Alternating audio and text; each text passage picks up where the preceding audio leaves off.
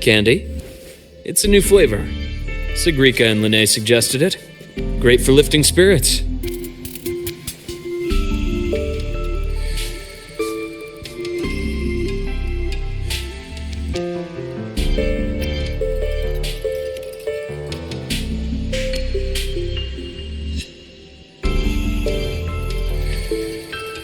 All right, Luke. What's the word on this Exostrider plan?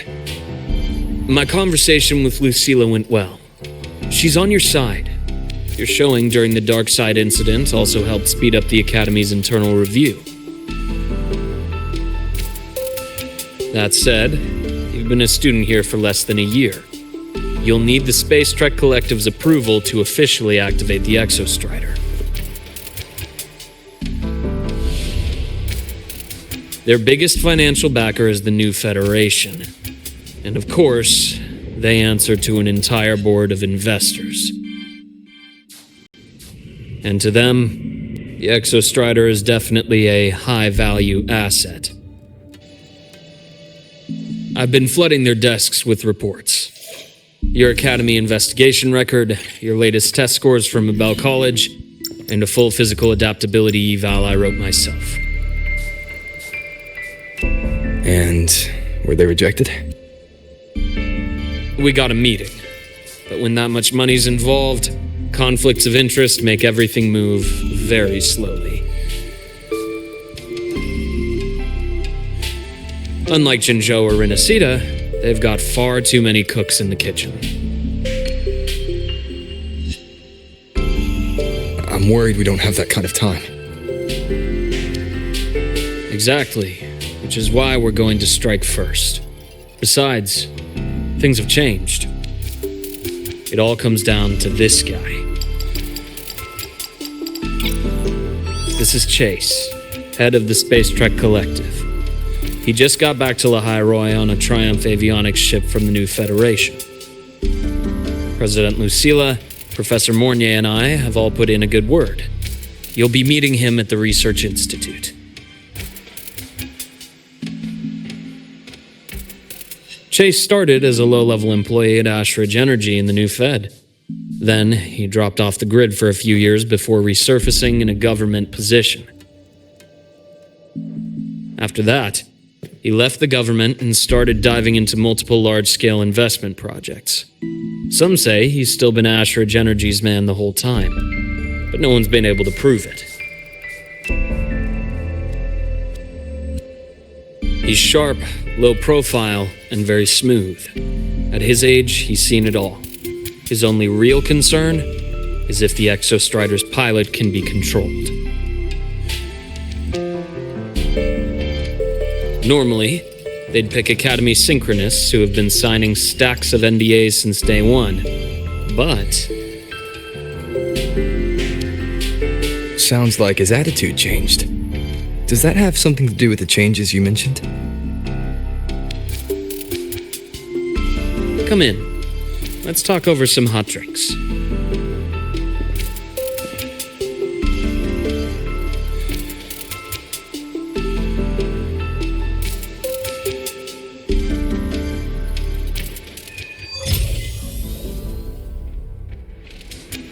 I heard Lucilla asked for your help after the ceremony. How did it feel working with her? Well, at first she was pretty dominant, steering the conversation the whole time. But now I understand it's because this academy means so much to her.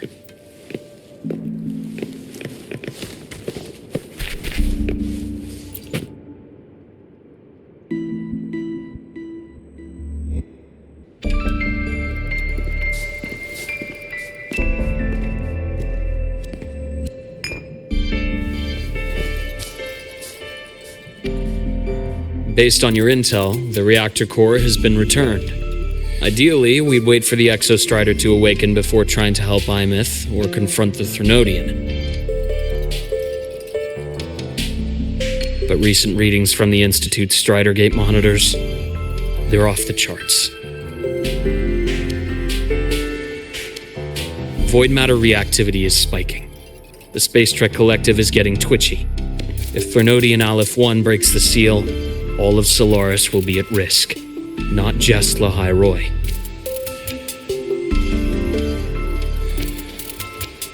Now, the Collective didn't establish itself here without binders full of contingencies for a Threnodian event. Problem is, every one of those plans would scorch decades of scientific progress. Which, in our case, actually gives us some leverage. Enough to have a real conversation with their head. Then I'll convince him. I'll show him that the lowest casualty count is the only one that makes sense. He'll have to approve me as the synchronist who pilots the Exostrider.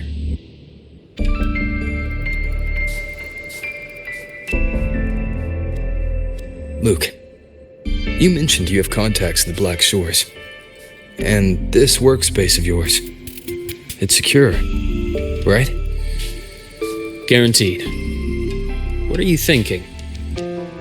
The High Roy is closed off from the outside world. Public comms are probably tapped by Fraxidus moles inside the Academy. And right now, I need a direct line to the Black Shores. I see. Give me a moment. I'll establish the link and leave the rest to you.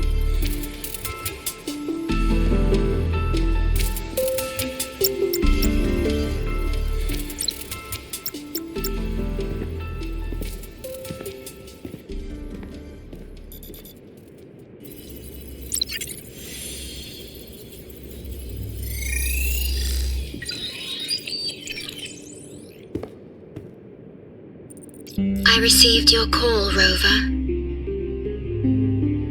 Is the situation in Lahai Roy that dire? You look exhausted.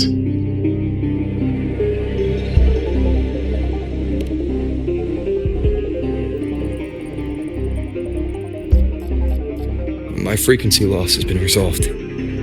But Lahai Roy is under imminent Threnodian threat.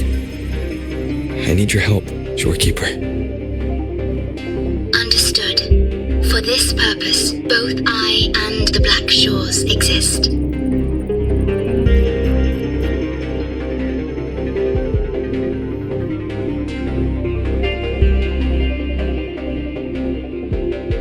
Any additional intel on the Exostrider within the Tethys system? Verified or not, I need everything you have.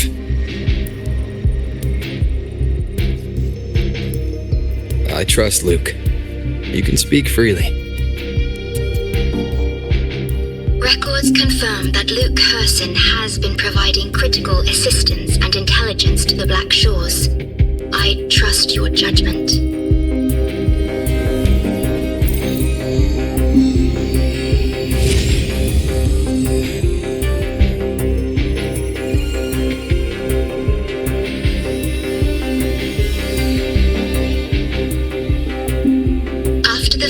Startorch Academy, most information fell under their seal of secrecy. However, in its early days, you mediated negotiations between the Academy and the Roya. Through that process, the Black Shores gained partial access to certain archived insights.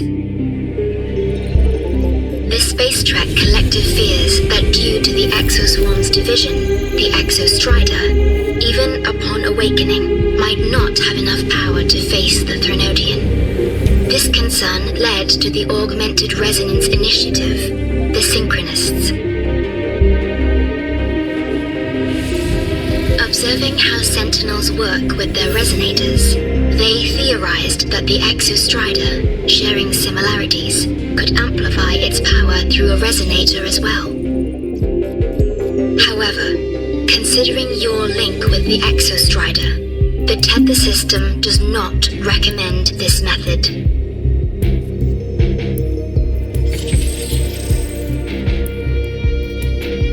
We have intel that deep beneath Lahai Roy lies the keystone left behind by the Exostrider long ago.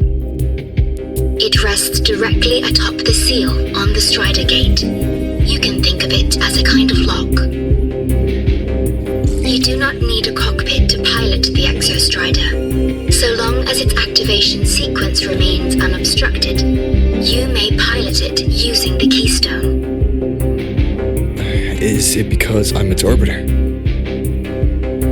Precisely. For one who shares its origin, a cockpit would be more of a hindrance. As for Imeth, I think Dr. Luke's proposal is viable. You mean using the exoswarm-like shell that appeared in the cockpit to look for her? Yes, the connection between frequencies will help. Rover, bring her with you when you activate the Exostrider. Sure. While I'm there, the Black Shores will need to keep a closer eye on the High Roy. I understand. I'm counting on you, Shorekeeper. As long as I may be of help to you, I am content.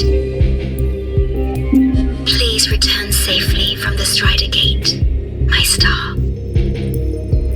I will. Don't worry.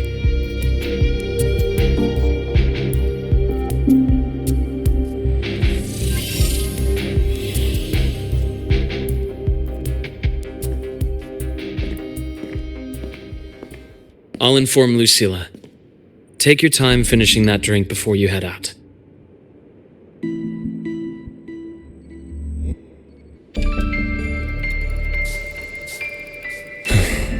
What do you think? I'm about to ask a man to sign off on a crazy plan, and I can't even promise him it'll work.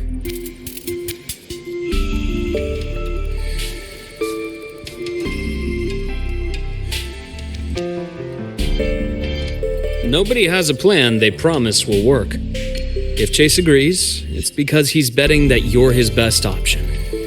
Just take the win. At the end of the day, it all comes down to the person.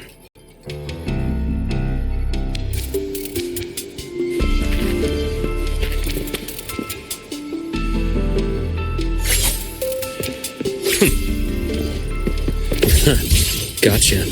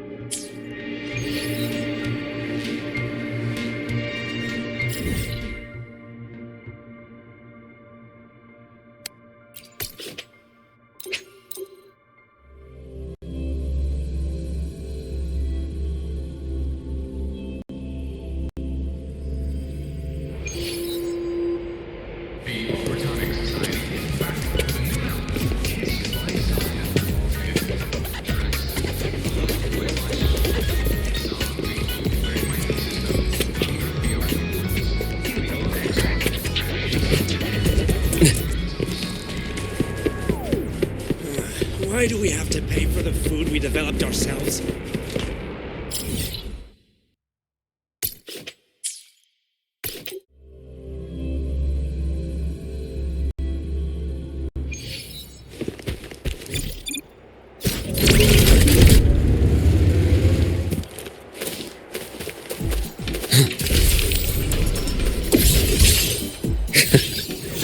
Which button do I press?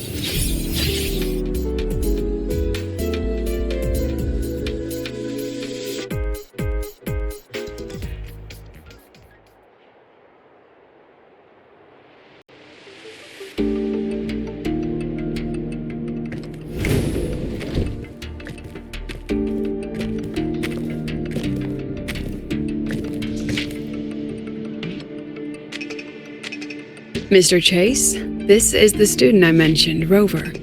Our best hope for piloting the Exostrider. Save the intro, President Lucilla. We've met before.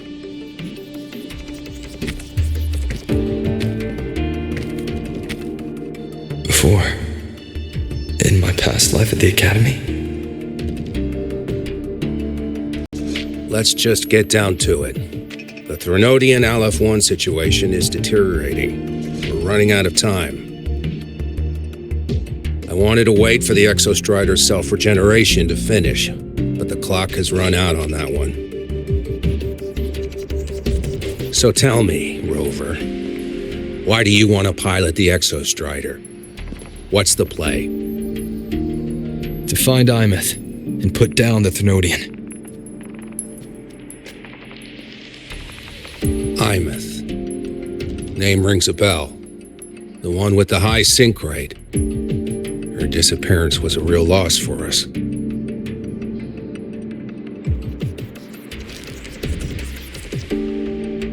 She's beyond the Strider Gate.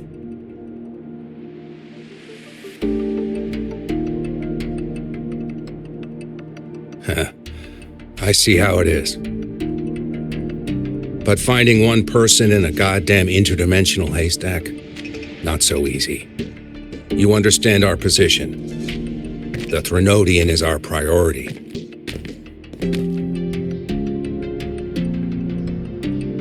Stopping the Thenodian is my priority too. I'm gonna handle both.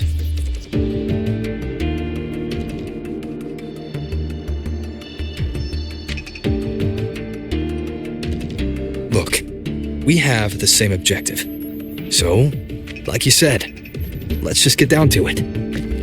If void matter erupts, Lahai Roy is ground zero.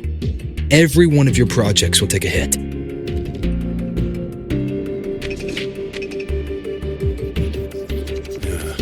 Regarding Aleph-1, our intel is insufficient. We are not, at this time, considering its total destruction.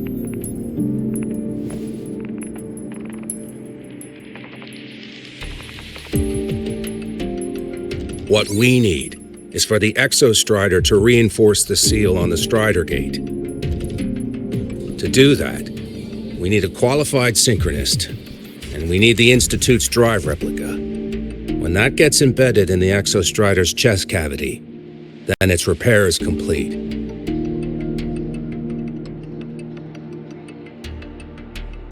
Right now, the replica is in its final phase of development. We're still missing critical data. A drive replica. Is that what you're building from the fallen reactor drive after Helios was launched? Correct. It's based on the original drive's framework. You had a hand to play in that. You made sure Helios got launched. To complete the drive replica, we require precise data from the Exostrider operating in high concentrations of void matter and environmental readings from inside the Thenodian. Without them, we can't guarantee the Exostrider can resist Aleph-1's corruption. Here's the verdict. On behalf of the Space Trek Collective, I authorize you to pilot the Exostrider.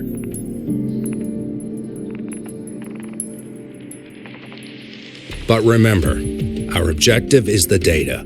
We need readings from the high concentration zone to complete the replica. And your personal mission gets 10 minutes.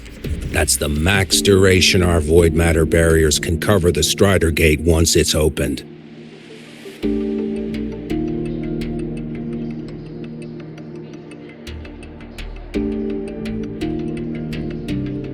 After 10 minutes, you return to Lahai Roy, whether you found Imeth or not. Do you accept?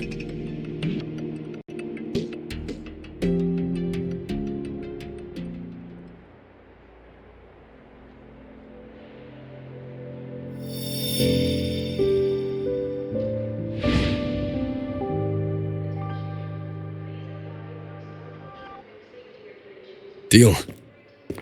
One more thing. I won't be using a cockpit. Just show me the way to the Keystone and have the Exostrider ready. That's all I need.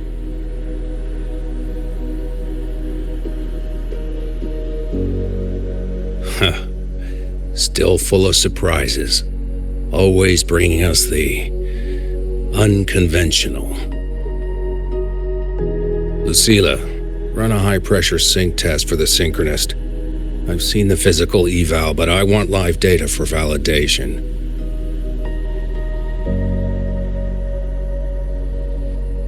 The moment the numbers hit green, we'll begin preparations for activating the keystone and deploy void matter barriers around the Strider Gate. There's something else. I need a favor. Go on. The Fraxidus is lying low. Even after failing in the dark side, they could move the moment the Strider Gate opens. That's what's on your mind. Well, I have an update. Remember Sigrika's friend? The somewhat lackadaisical one?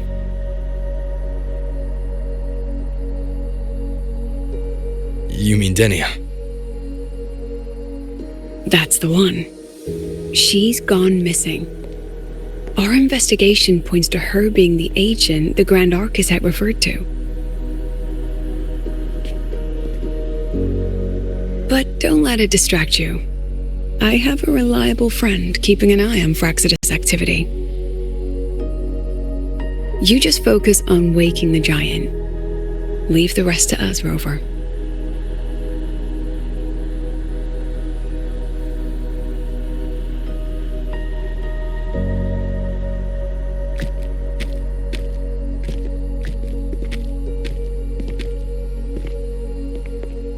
Black Shores just sent a formal communication request. They're offering full support for Lahai Roy's evacuation, if it comes to that. You handle it, Lucilla. You have a better read on the situation than I do. And you're better at talking with that student.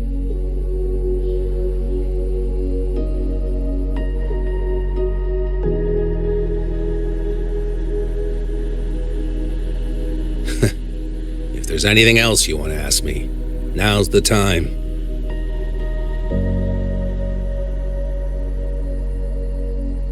I'm surprised you're placing this much trust in Rover, authorizing him so readily. Any particular reason?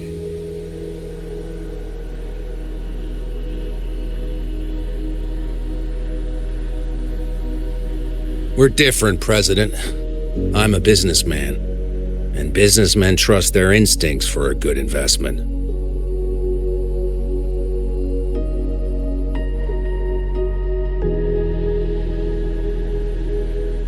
The Threnodian could strike at any time. Given the circumstances, Lahai Roy may have to be written off. And with the timeline we have, relocating the Exostrider is impossible. If we're going to lose it anyway, why not let him take one last swing? Understood. We still need to prepare for the worst-case scenario. Of course. If this fails, we'll initiate the backup plan. Duskvale.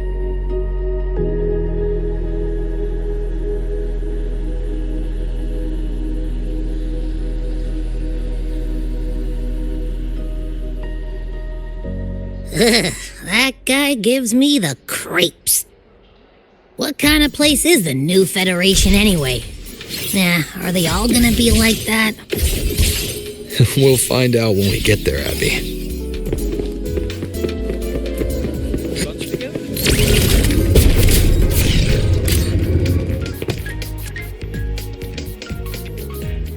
So you're that student, huh? I'm Sakia. I'll be overseeing and evaluating your test today.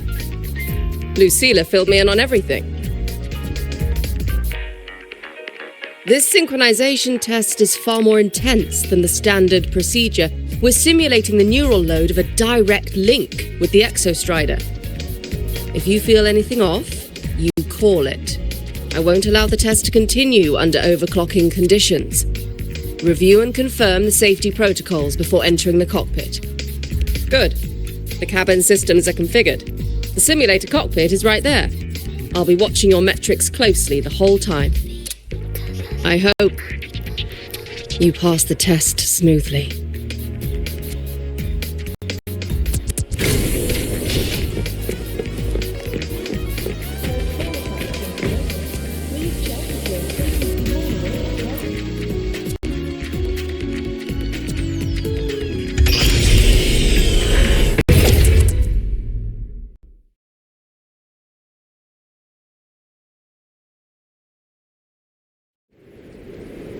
Neural network connected. Tactical model constructed. Resonator vital signs synchronized.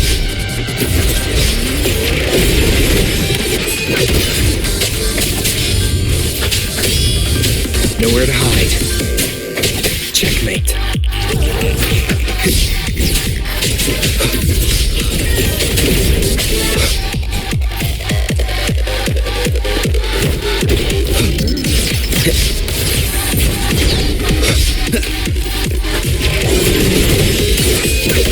Endure and defy.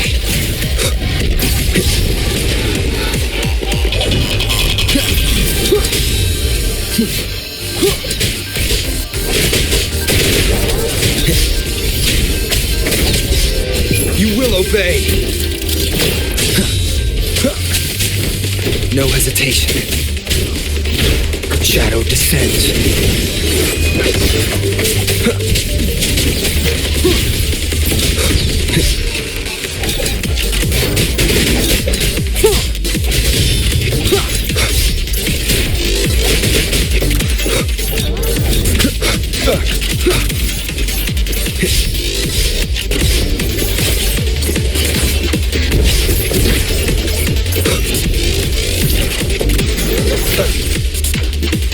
One with the sounds.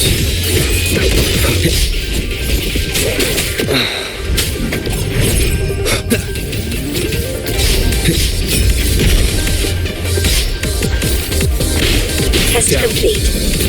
Recording synchronization rate data. Cockpit opening. Please exit according to the safety protocols.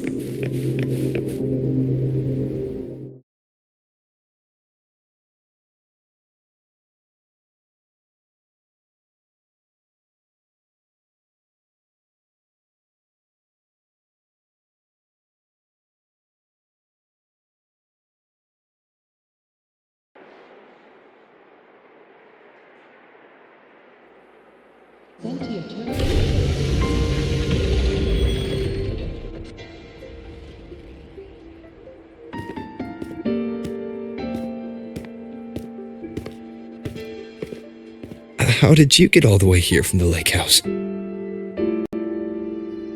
She wanders into the academy sometimes. Usually her caretaker bot escorts her back pretty quick, but today she was being difficult.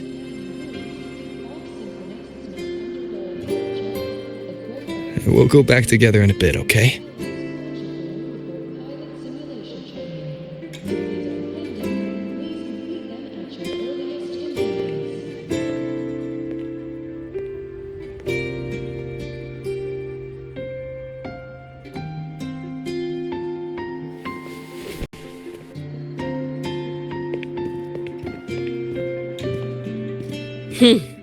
So the little terror can be quiet. Never thought I'd see the day.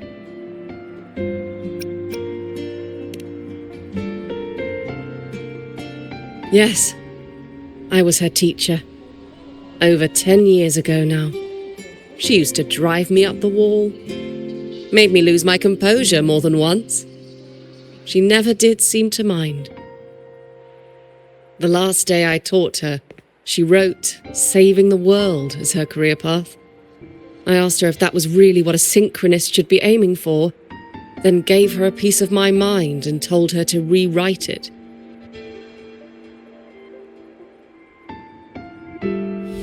She didn't even get upset, just smiled, took the form and walked away. She never stepped out of that cockpit again.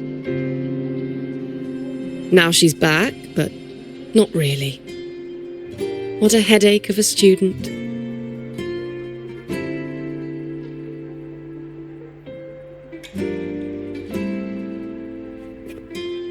Lucilla told me you're her family. Is that true? Yes.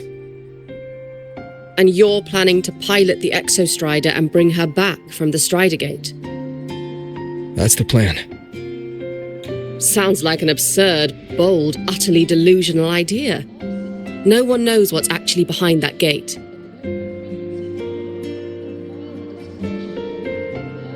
I know. When Imeth went missing, The cockpit recorded an abnormally high synchronization rate. We couldn't verify it after she disappeared, so it was never officially logged. Your test results are just shy of hers overall, but in some sectors they're even higher. You've passed.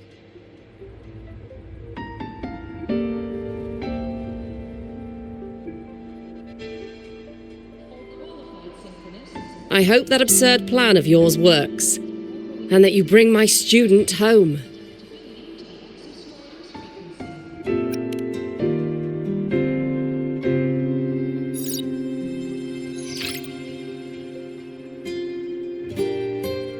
The results are out, but preparing the Exostrider will take time. You'll need to wait around 2 days. We'll let you know when it's ready.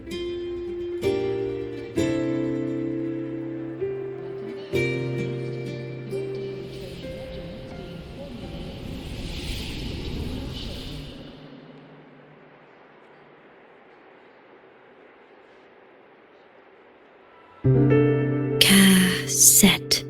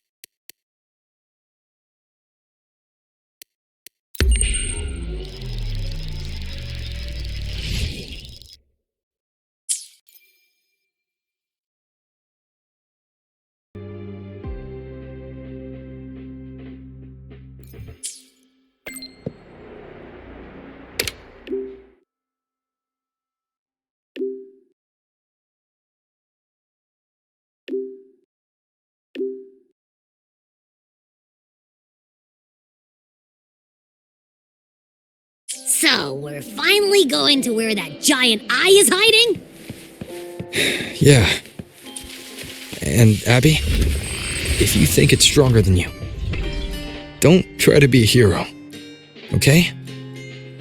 I've got this. But, we don't know how much strength is hiding behind that gate, huh? Our priorities are the data and Imeth. A direct fight with Aleph 1 can wait until the drive replica is ready.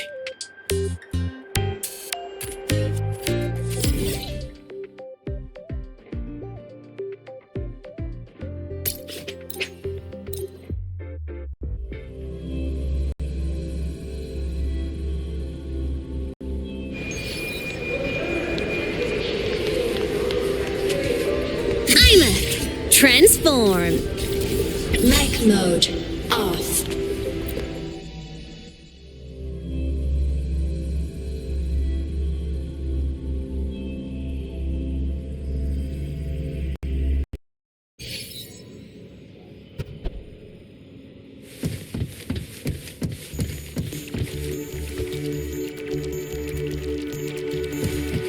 Roving among the stars.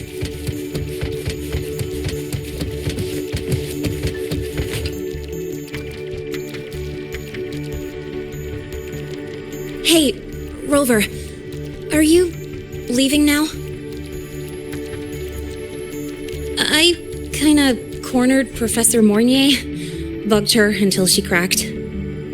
So, you're gonna pilot the Exostrider. You feel nervous at all? I know you're awesome and all, but nobody's ever done this before. Nobody knows if the Exostrider will even move, or what else might go wrong. Everything's felt so heavy at the Academy lately. Teachers are stretched thin. Even the nearby exoswarms seem restless. Lene, are you nervous? Okay, fine. Is it that obvious? Look, After I aced the entrance exam, I thought, sweet, life's gonna be packed again, non-stop, like it used to be. But just when I was ready to finally be a student, my bubble popped. My brilliant student life, poof, and done. The Threnodian, void matter, the Frexidus, they're breathing down our necks, and I can't do anything to help you fight them. I just have to stand here and watch you walk into danger alone. It makes me feel totally useless. I'd feel worse if I dragged everyone in the High Roy into danger just to back me up. Of course, if things get really desperate, we'll have to face it together. But for now, when I look at all the students who came here chasing their dreams, I want them to stay students. Because... Whew, dang, that's a heavy title. We're in the same year, you know. But I get what you're saying. Making you waste time on a pep talk when you've got a world to save? I do need to grow up. But I won't just sit around. I'll be on standby. Whatever the Academy needs to support your mission, I'm in. And when this is all over, we're going for a drive. Can't wait for that day to come. Professor Mornier's up ahead. Good luck out there, my friend.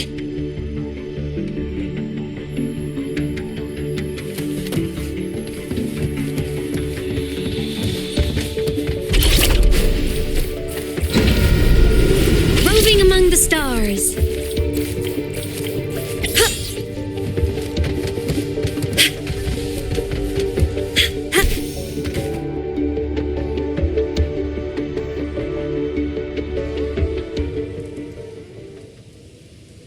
Temporary passage is complete. It'll take you directly to the Keystone. The Black Shores will keep a team on standby here at the Institute. If you need our support, just say the word. Thank you. We couldn't have built the data framework this quickly without your team's expertise. The High Roy is a top priority. A joint call by the Shorekeeper and the Tethys system. Oh, Professor Mornier, your guest has arrived.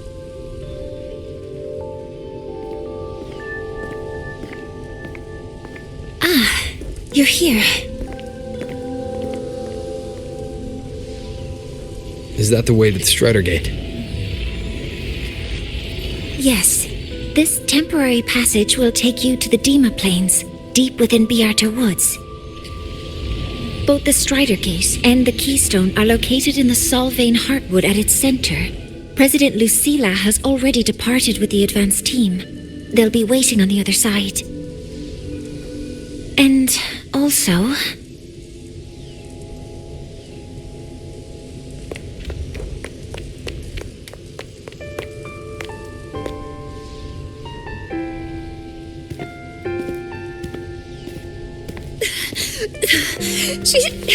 She's too fast. What happened? Professor Monnier, she suddenly bolted into the cassette depository and took this. This is...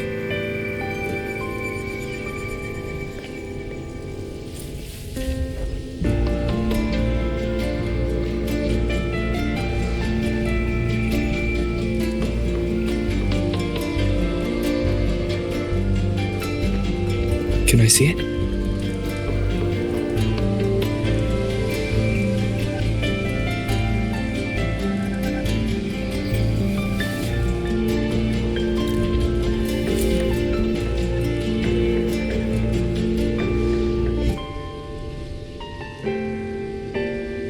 I'll give it back in a moment. Mornier, do you see what's special about it? This ID number. I saw it in the student file during her inspection. This is Imeth's own cassette.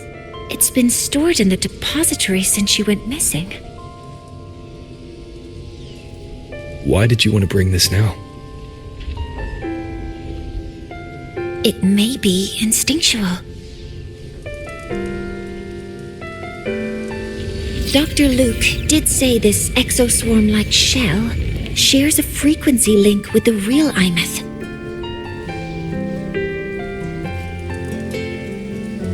Or it could be the shell's residual instinct.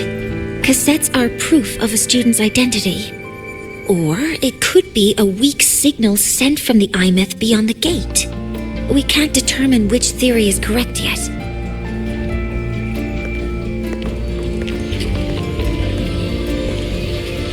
However, this does remind me, carrying a cassette into an unexplored Voidstorm zone follows standard exploration protocol.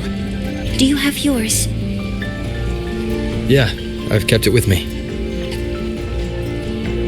I'll head to the Deemer Plains now then, Mornier. I'll have to stay here, monitoring the data and ensuring the drive replica is ready. I wish I could go with you. But I'll be fully supporting your mission. Mentor, please, take care. I count on you to watch my back, Mornier. With what we accomplished with Helios, I trust you'll handle the drive replica. We will succeed again. I won't let you down, Mentor. Let this be a new promise between us.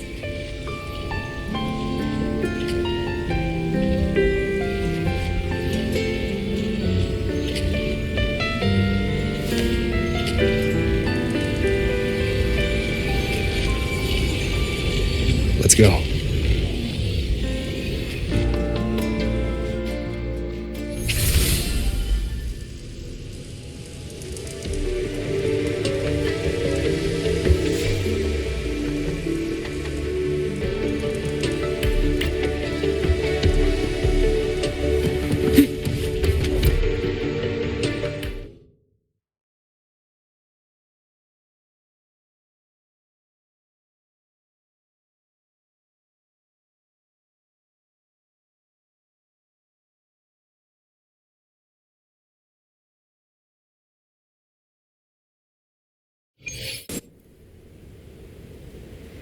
Ugh, stinky. This place reeks. The smell of that giant eyeball's getting stronger. That massive glowing tree. Is that the Sylvain Heartwood?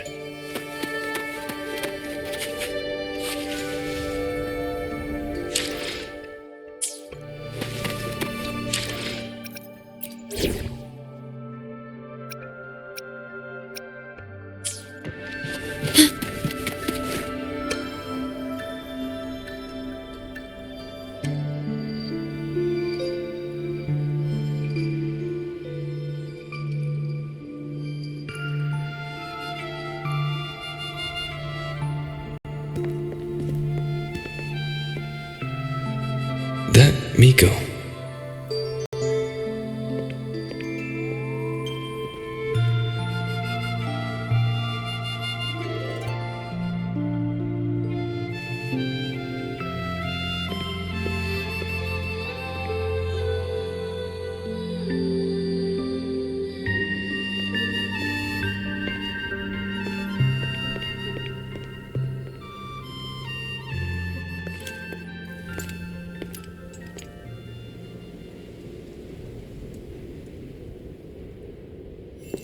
Wait, before you go, you should say hello to him.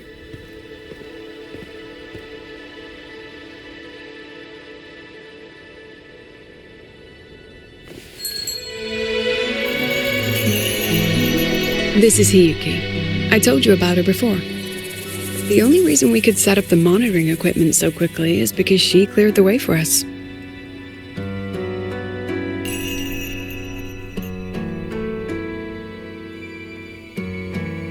See that lingering frost? 10 years ago, a void matter rift opened in the Deemer Plains. Hiyuki went there alone and sealed it.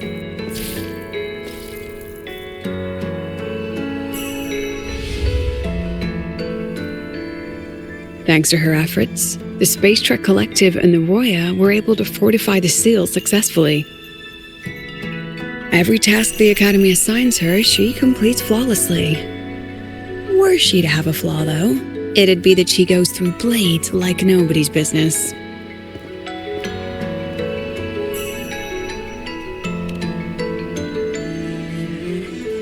Yes, Lucilla spoke of what that child did. She is a good one, strong. But her strength does not change the fact that she is a student. That we allow a child to bear such a burden is a failure on our part as adults.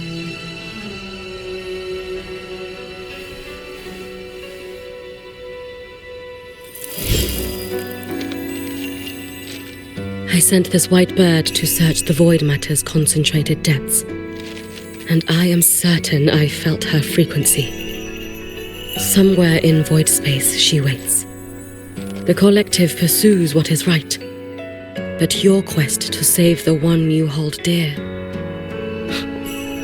that I understand. Very good. But I'm afraid we can't say more than that, okay? Right now, both sides want the same thing. That's the best we could ask for.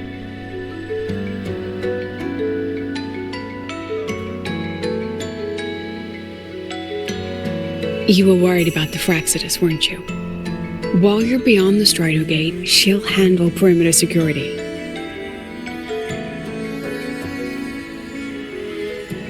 She's hunted both the Threnodian and the Fraxidus for a long time. There's no one better for the job.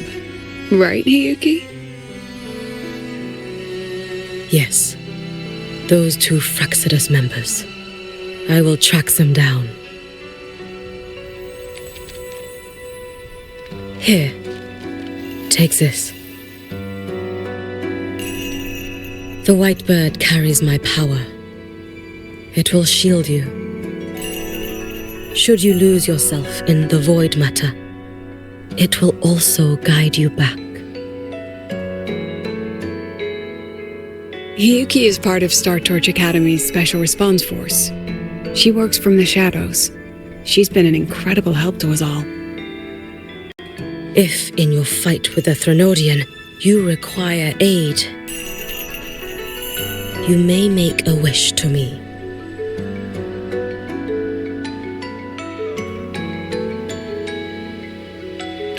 How about I go first? I wish for peace and safety across the Dimmer Plains.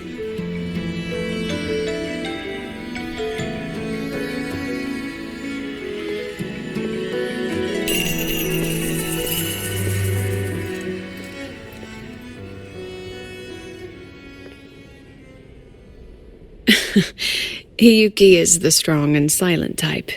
Spend enough time with her, though, and you'll find she's rather fascinating. Why didn't you introduce us before? Why the reveal now? No point in hiding what's already in plain sight. Besides, you're both strong, and it's safer if you work together. What did she mean, make a wish? Just what it sounds like. But don't make one unless it's life or death.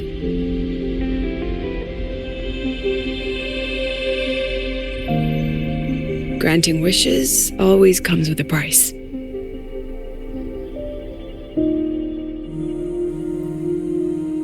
I've sent you intel on high concentration void matter zones.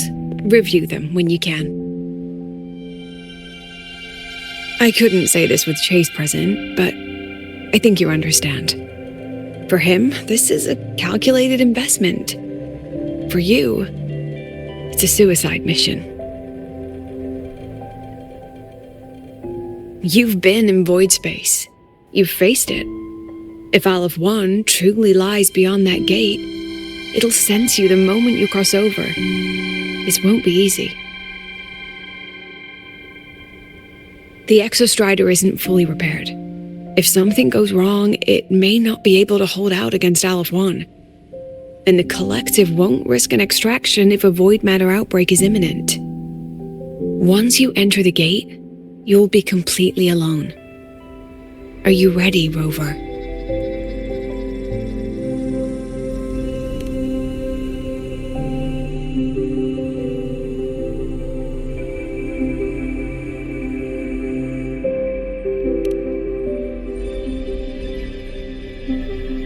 I've been in situations like this more times than I can count. If I only cared about walking away clean, I wouldn't have gotten this far, or be standing here now. So, thanks for the concern, President. But I've been ready. Very good. I'm relieved you've thought it through. I'll be here with the others, monitoring the void matter barriers. If something happens, I have to respond immediately as the Academy's head. We'll probably be able to maintain a data feed, but based on past intel, the void matter's disintegration effect will destabilize the signal. It'll likely cut out once you reach the keystone. From that point on, every call is yours. I understand. President Lucilla, we've checked her condition. No signs of void matter contamination. She's stable.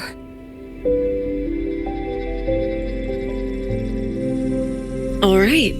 Go on, Rebel College freshman.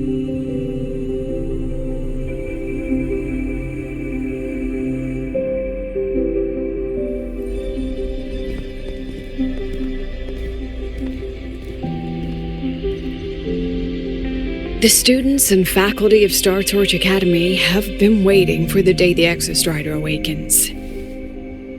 May you return victorious.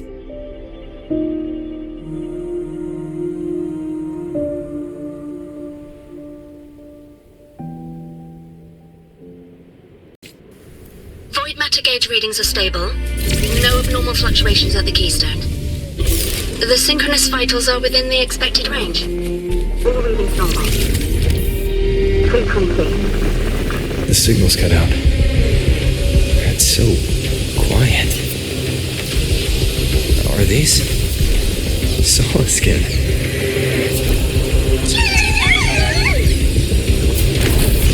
Are these little guys guiding me to the Soul Vein Heartwood? Alright then. The solid skin merged into the roots. They didn't return to the Exostrata to the Solace Trees.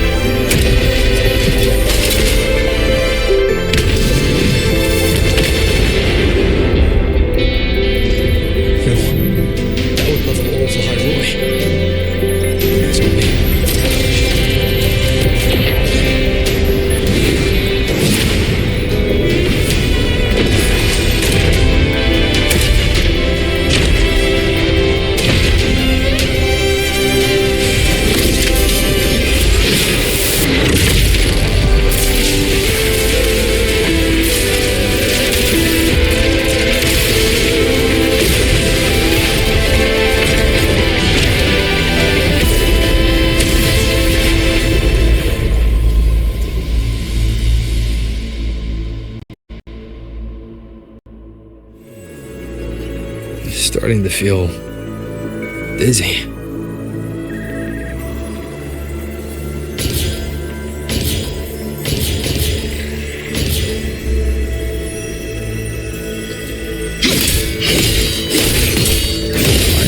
said, void space in the depths of the Thenodian's black hole is a higher dimension. Like a kaleidoscope. Time and space here don't flow. They're tangled. Is all of this inside Aleph 1? Those figures. That Space Trek collective in lion clothing. They're reaching for some frequency. Is it Imeth?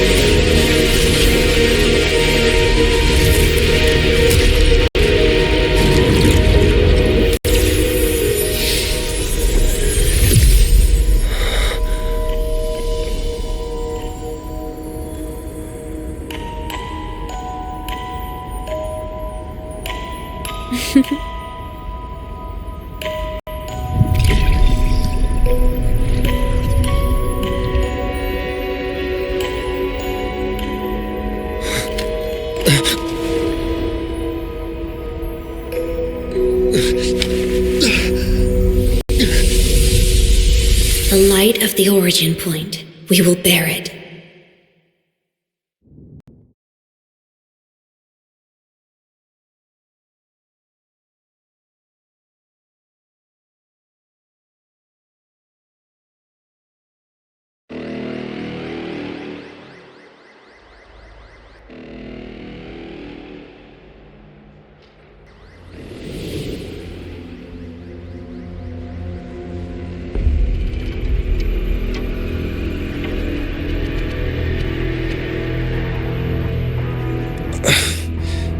Am I back at the academy?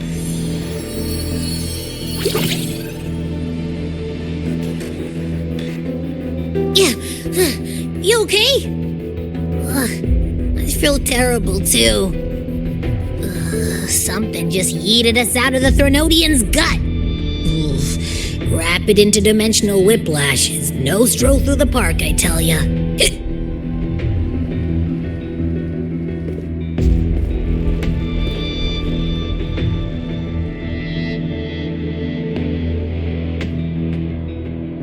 The Exostrider isn't here. The big guy's still stuck inside the Thenodian. Did you see that freaky black hand that popped up in the cockpit? The whole dimension freaked out, like it was trying to spit us out. Next second, the void matter had flushed us out here. I saw Navora in the flashes. It's the Fraxidus. Has to be. Everyone was standing right here. This is where void matter began to contaminate the sky.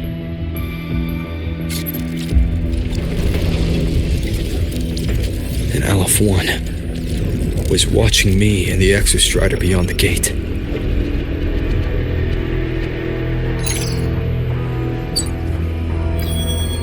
Mentor, finally got a hold of your signal.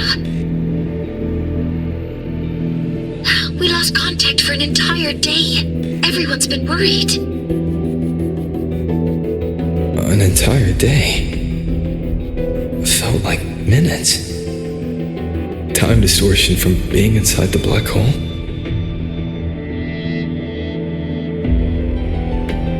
Mornier, I'm fine. We had an incident. The Exostrider is still inside void space beyond the gate. And now, even the Academy inside the void matter barriers is getting hit by void storms. What happened while I was gone? After you went in, the data transmission was perfect. We were celebrating. But not long after, void storms began to erupt even inside the Academy. We haven't been able to find any breach or source to explain it. Most of Lahairoi has been evacuated to the Collective's escape pods, with Black Shore support. Those who remain are gathered here at the Institute.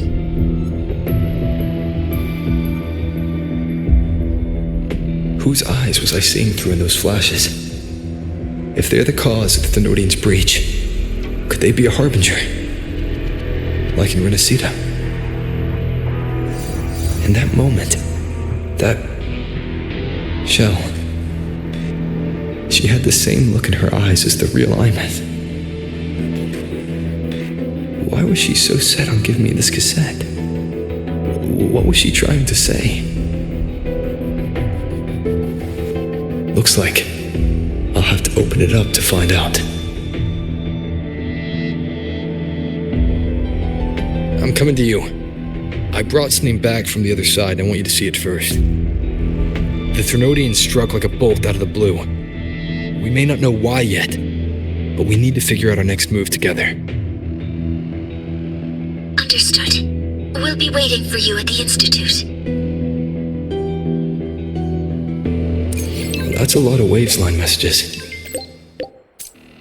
All from when I was beyond the Strider Gate. I really made them worry.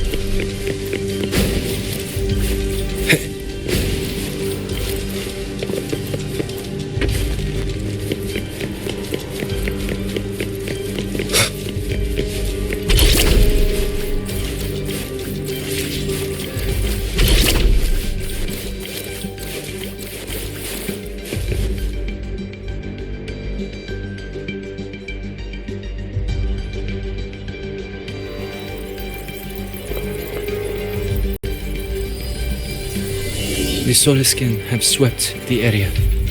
None remain in Bjartar Woods. Someone just posted a call for help on the campus's Waves-line group chat. I'll go back to run a final check later. Sigrika, are you sure you alone can handle it? Don't worry, I have my runes. They'll help me drive back any contaminated exoswarm. The Soliskin will guide me too. I'm coming with you. Finding people is one thing, hauling them back is another. It'll be faster if we take my motorbike. Status report, Professor Mornier. The launch orbit has been confirmed. The drive replica is projected to launch in 16 hours, at which point it will initiate Duskvale. Then we evacuate every remaining soul in Lahairoi before that window closes. Check the ships at the Royal Frostlands port, in addition to the escape pods. We don't know how long Duskvale will hold. No one stays a second longer than necessary.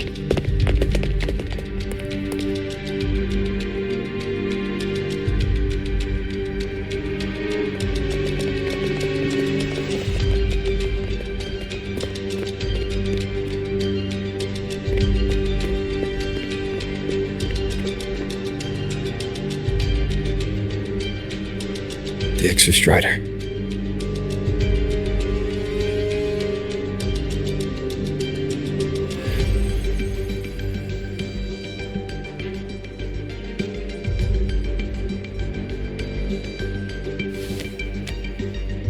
I heard from Professor Mournier.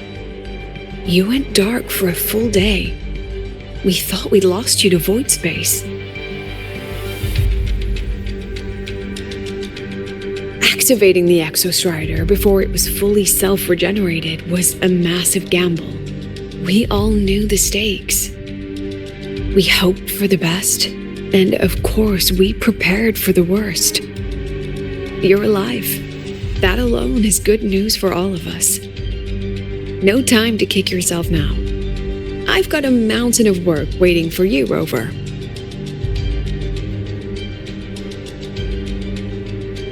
Please, have a look at this, Mentor.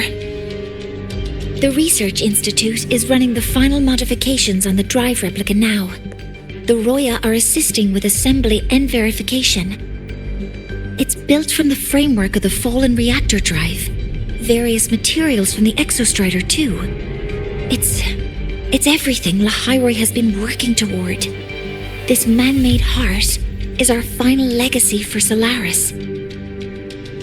In 16 hours, we launch it into the canopy above Lahairoi. Once evacuation is complete, it will activate, transforming the canopy into Duskvale. It'll contain the spread of void matter. We only finished it because of the data you sent back from beyond the Strider Gate. See? Not a total loss after all.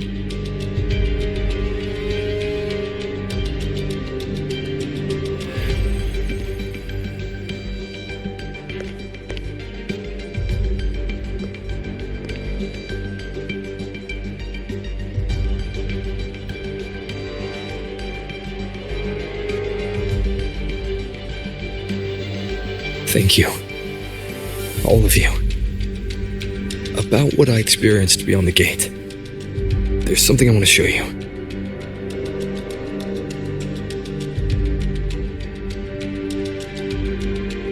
I don't think she gave me this cassette for no reason.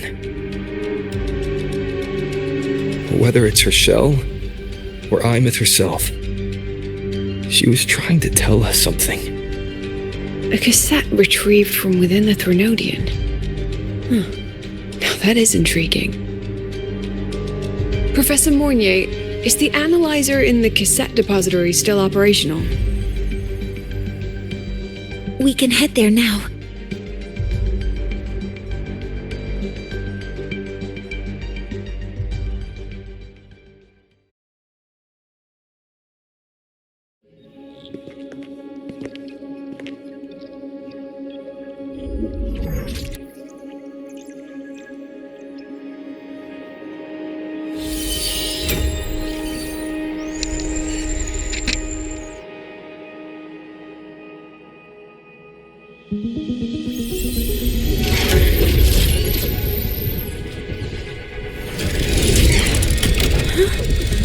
What's happening? Why are all the cassettes rewinding?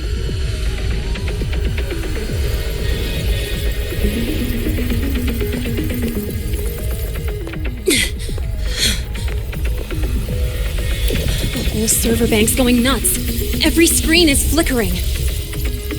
Oh, the data volume is far beyond the cassette's capacity. It's as if thousands of people left their records in it.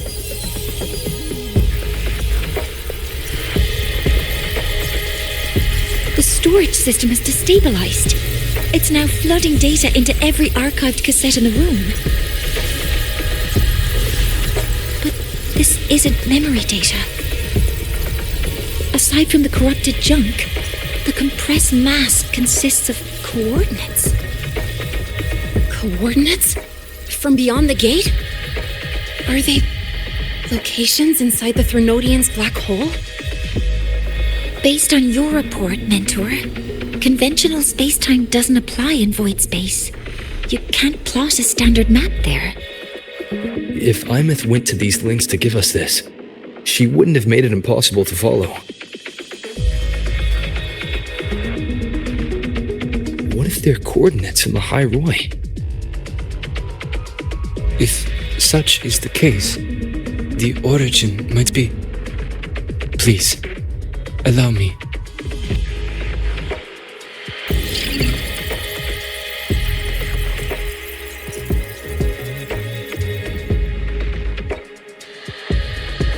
A uniform format these coordinates share. I have verified 150 points using Sundermere as the origin. Each one aligns with a site of Royan runes etched upon stone, just as you beheld within Solisila. Forged by the Exostrider, these patterns are. Void storms do not affect them. We have only glimpsed fragments of their meaning through the lens of Solisila.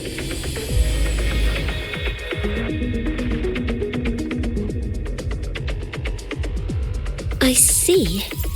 Let me overlay these coordinates onto a Lahairoi map. It should make things clearer for us.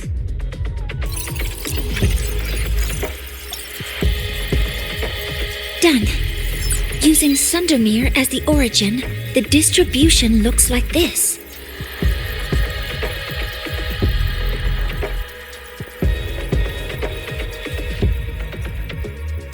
Everything matches. I'm spotting every Royan rune site in Bjorterwoods on this map. But what about the other coordinates? Wait, I know that spot. That's where the void storm hit at the start of all this.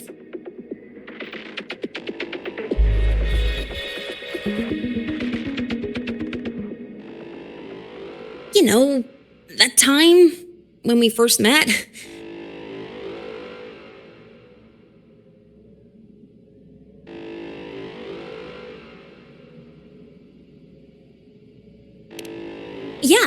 Yeah, that one. Void storms. If we reverse match the coordinates by transcription order, then Royan runes could be marking every spot a void storm has ever hit.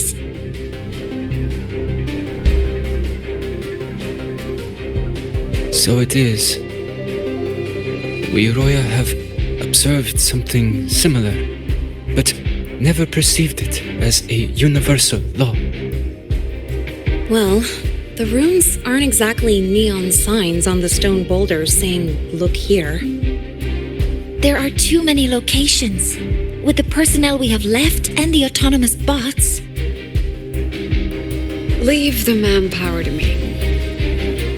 You want to bring people back from the escape pods? Precisely. With Void Storm spreading, sending people back out to find hidden runes is too dangerous.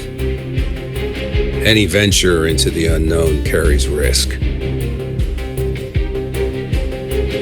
Studying the Threnodian was a risk. Playing chess with the Fraxidus was a risk. And piloting the Exostrider through the Strider Gate was certainly a risk. But where there is a sliver of hope, the Space Trek Collective will always find people willing to bet on it. Once Dusk Vale is initiated, this place becomes a sealed tomb.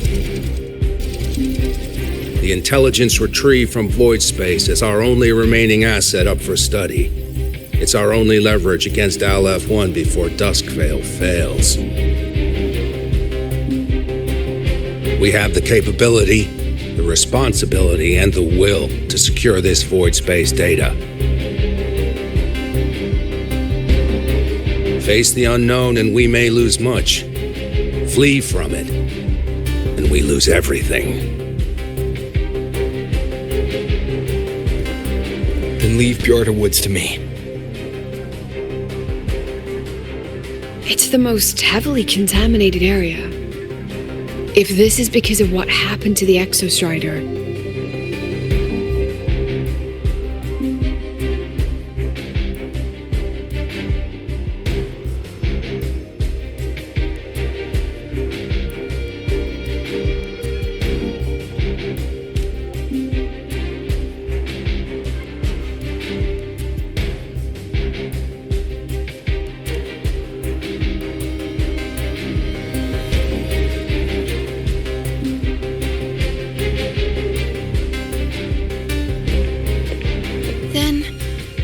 Please give me your hand, Senior.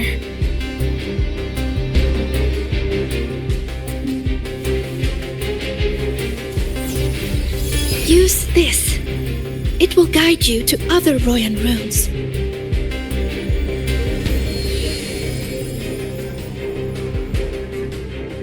Oh, and take this one too. It's for protection. With it, you'll definitely come back safely.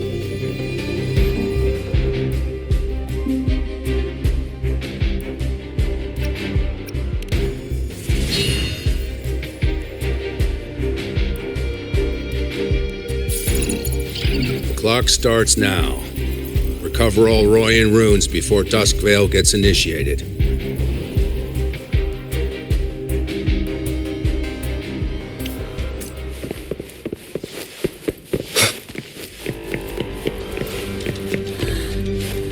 I'm splitting everyone into teams. My hand feels...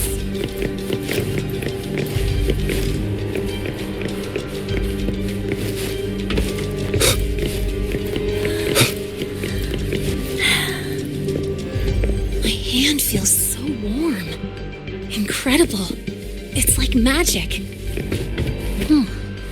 So, this is a Royan rune.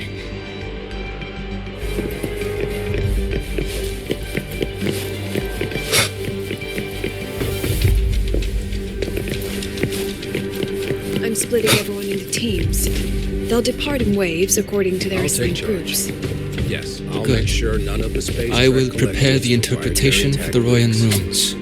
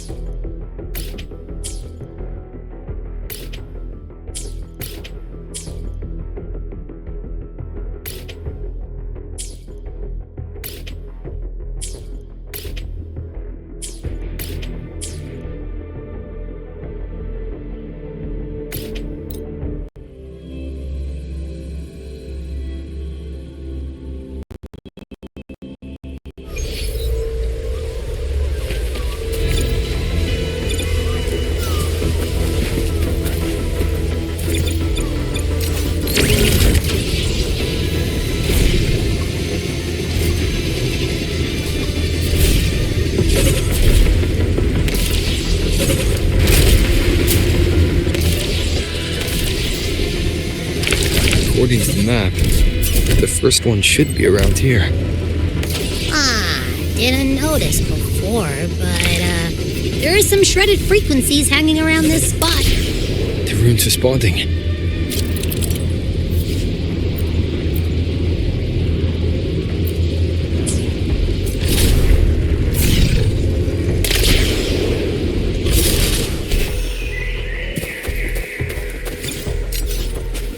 Whoa, something's glowing over there. Those outer rune fragments. Line them up just right, and they might connect with the runes and the boulders. Let's try.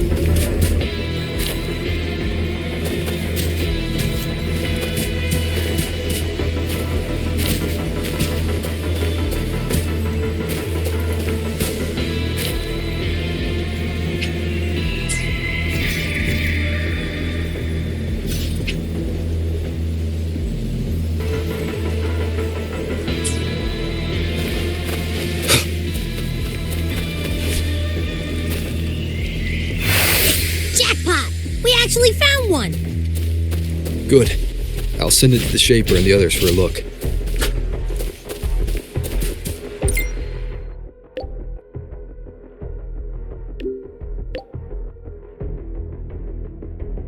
All right, on to the next rune.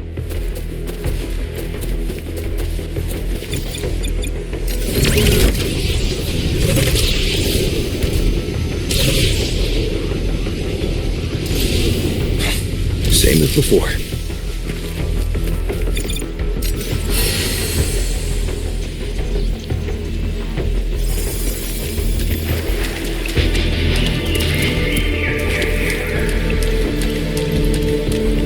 According to the mission details, there's still one left.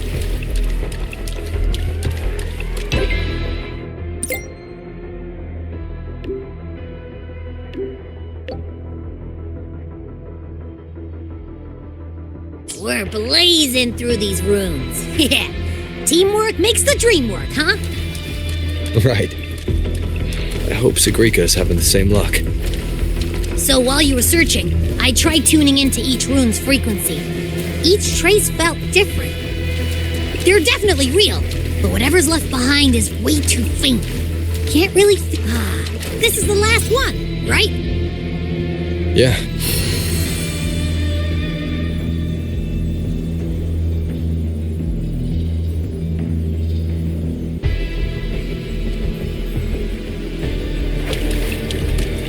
All done. I'll send it to Lucilla and head back.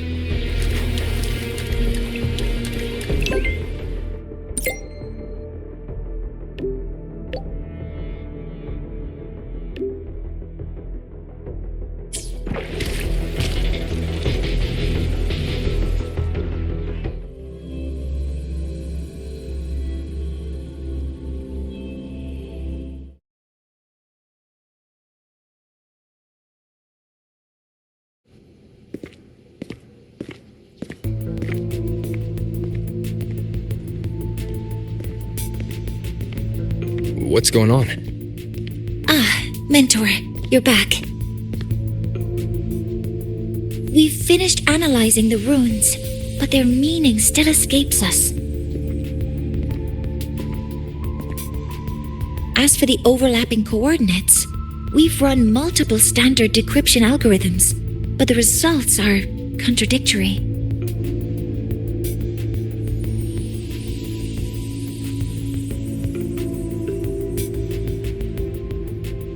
I'm no rune expert. But we have one here, don't we? She resonates with them. Who? Wait. Me?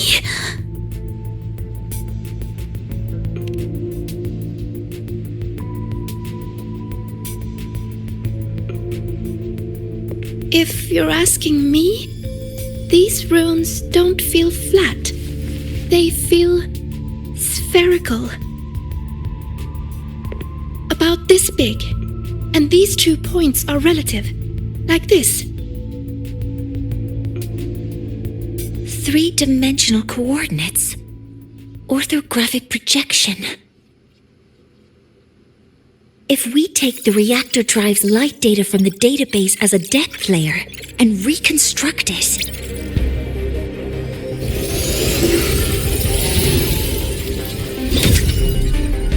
a map forms. The Royan ruins are conveying a spherical map.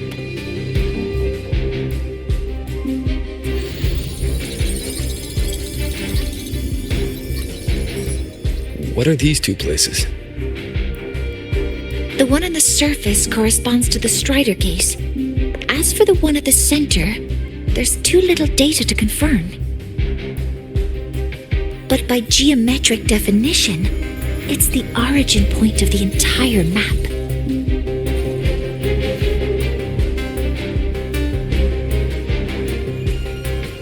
The Exostrider. That must be where it is in void space. It's the only thing that could survive there. The lodestar Imyth was trying to show me.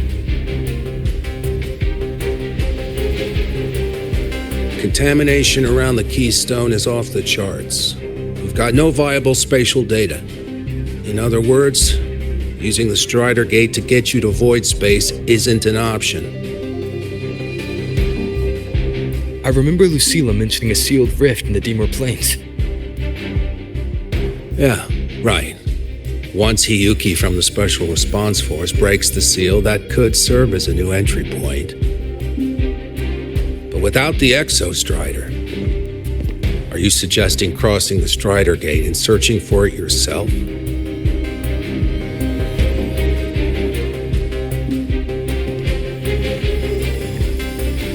Now that we have a concrete map, I should be able to retrieve the Exostrider before my power of separation gives out.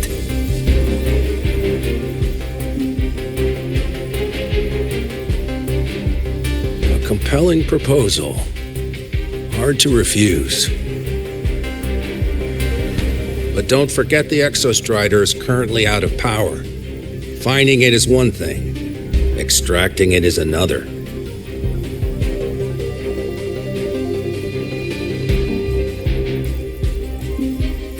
We set a hard deadline. If I can transmit the Exostrider's coordinates to you before Duskville initiates, then tell me you'll consider entrusting the drive replica to us. Consider, huh? So you're handing the choice to us?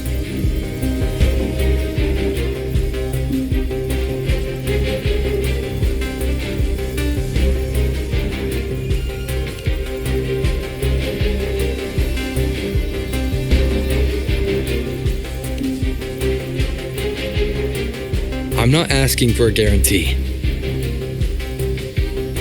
I'm trusting you, the professionals on this side, to make the right call. Whatever that call is.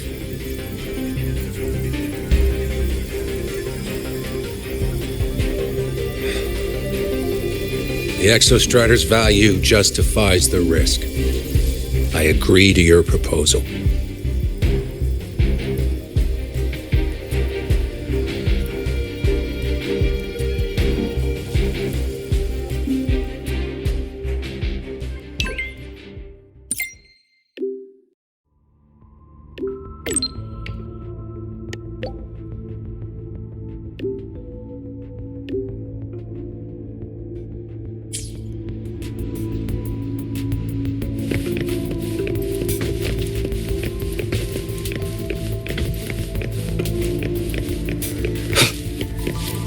Endure and defy.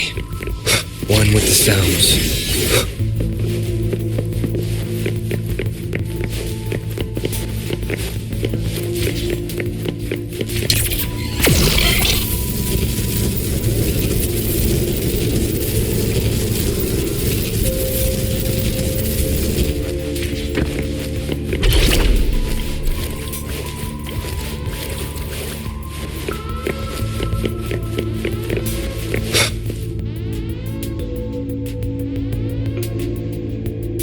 Here, this is the Deemer Plains map, updated with the latest intel. Be mindful of the contamination. It's not just the exoswarm or local life forms being affected. It's sealing off the terrain itself. That said, where there's a will, there's a workaround. Hiyuki found one, though it took her some time. That Miko. Yes, she's been investigating the Deemer Plains in secret. You'll meet her there. She also asked me to tell you that she's run into the Fraxidus there, including the missing girl, Denia. Let's just say honesty is in her nature. She just thought you might want to know. Perhaps her way of showing she has no hidden agenda. Noted. I'll be leaving then. Wait. Look me in the eyes. Relax. It's my forte. You've seen it before.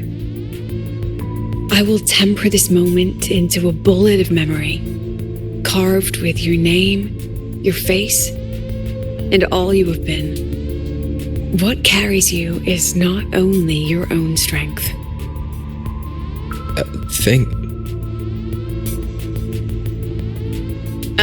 Save that for when you come back.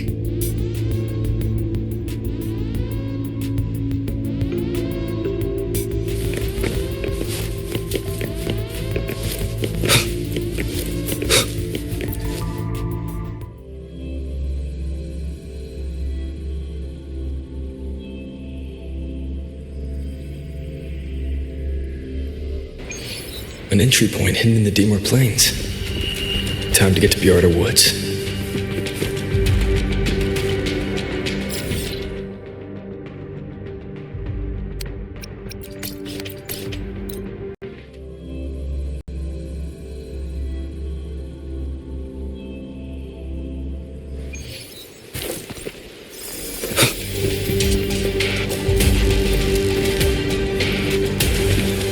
Wind, guide me.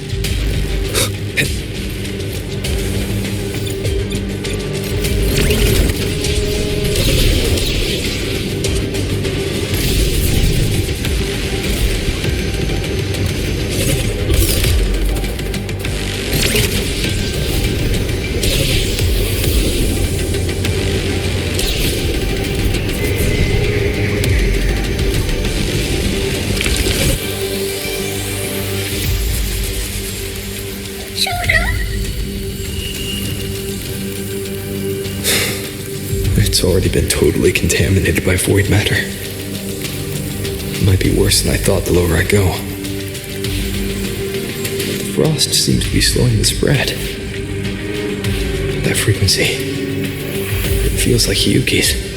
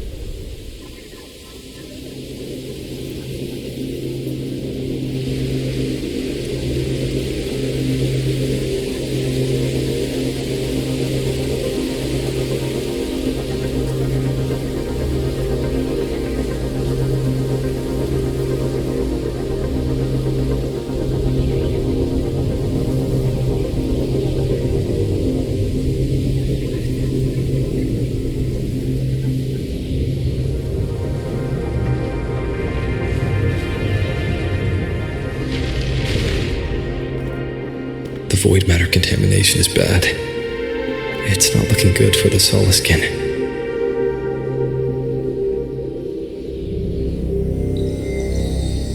And this white bird. Did Hiyuki leave it here?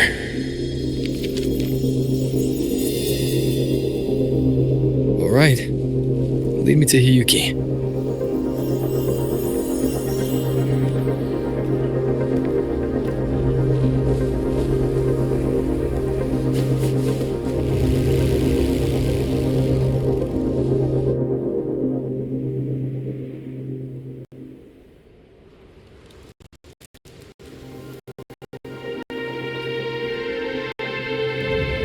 Where is it leading me?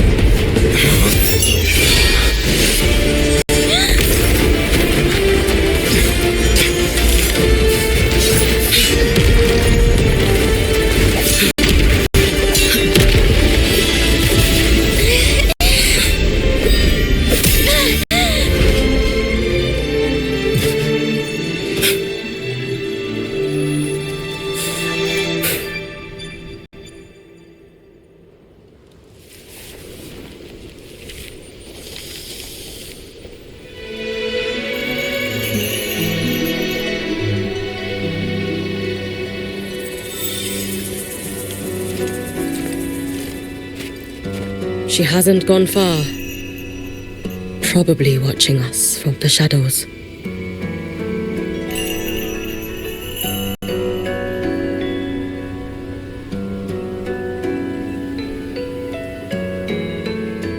She seemed like her grip is slipping. She was already like this when I last encountered her, shortly before the void matter surge.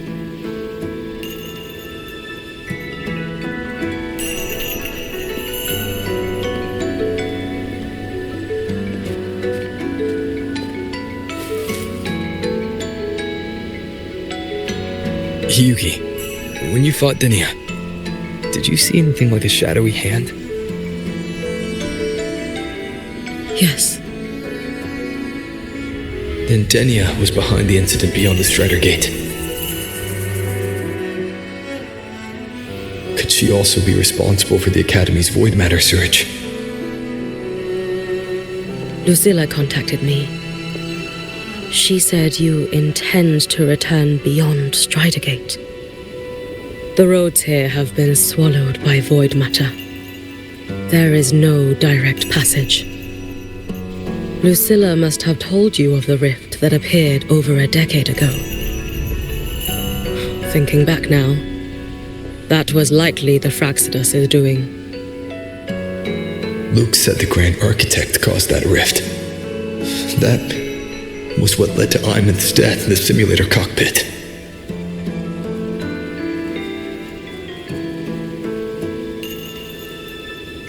If they used a Thenodian frequency extracted from here to influence Denia, then the Space Trek Collective was already infiltrated from the beginning. The Thenodian surge now could be their attempt to force the girl to master that power. Or perhaps that power within her has simply broken its leash. Long ago, I sealed a portion of my own power there to help aid the Solvane Heartwood resist the Thenodian. Break the seal, and you will pass through the rift to reach the void matter depths beyond it. Understood. I'm relying on you. Let's go. Time isn't on our side.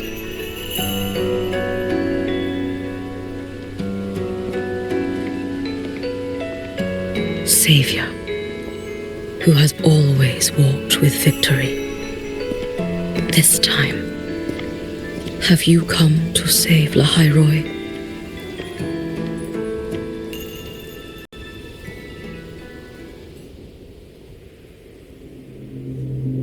This is...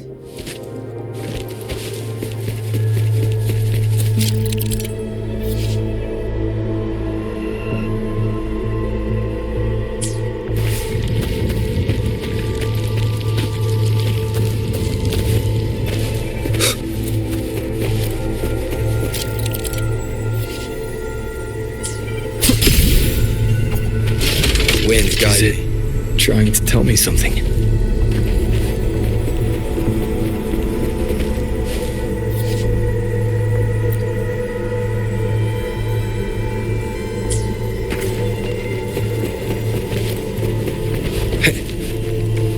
Aleph 1 seems to hold little interest in anything besides humans.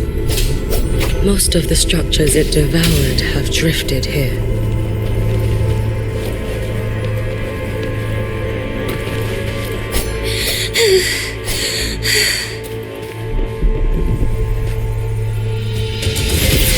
It's that girl. Be cautious. Denia! Can you hear me? I will handle this.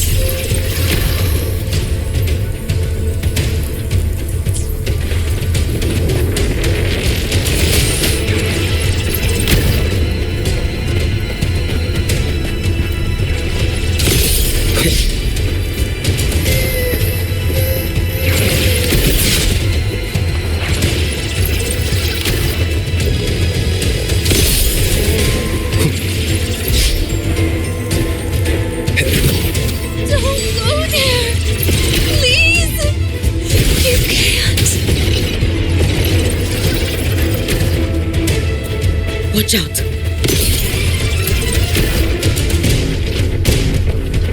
No! Don't! She's stopping us. Let me handle this.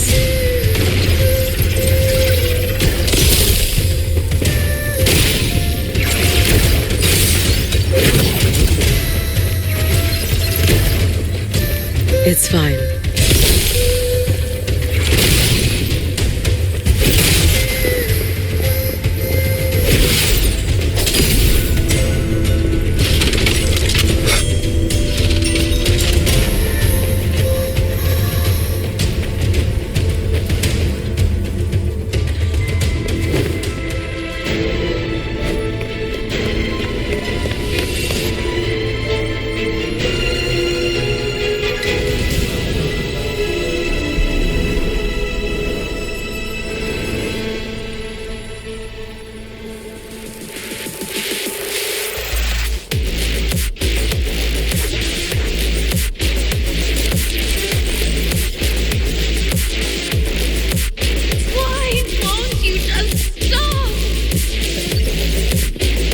We need to use these blocks to make a climb.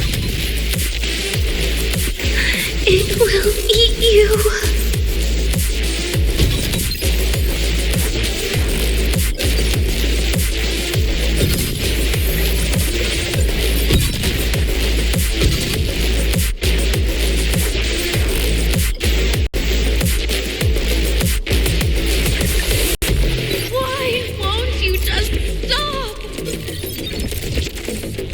We need to use these blocks to make a climb. It will eat you.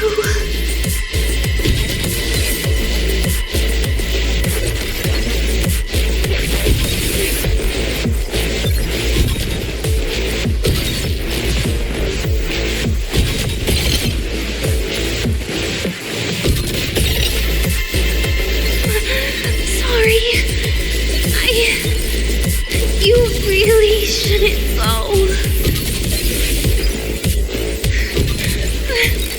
I sent you away. So why? So it was you, Denia. The one who pushed me out of void space.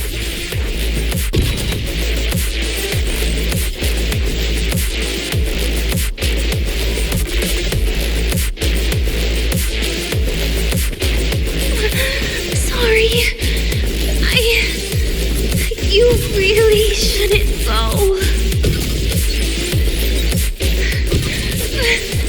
I sent you away. So why? So it was you, Denia. The one who pushed me out of void space.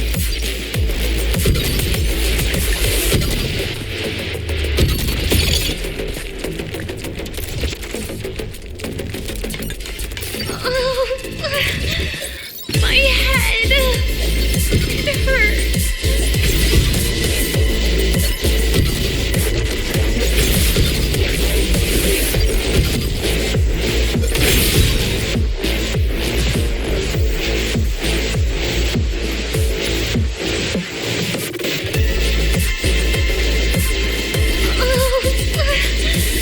My head.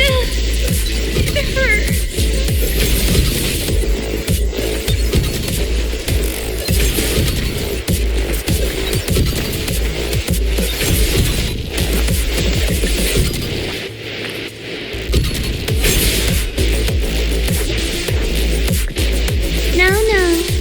Playtime is over.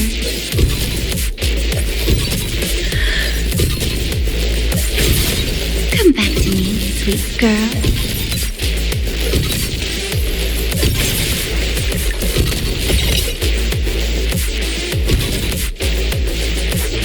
No! Please! Don't eat me!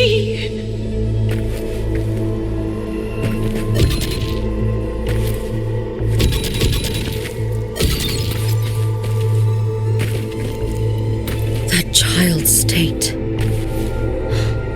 She did not appear to be under complete control. It was Denia herself who stopped us. Let's go. We need to get up there first. Got it.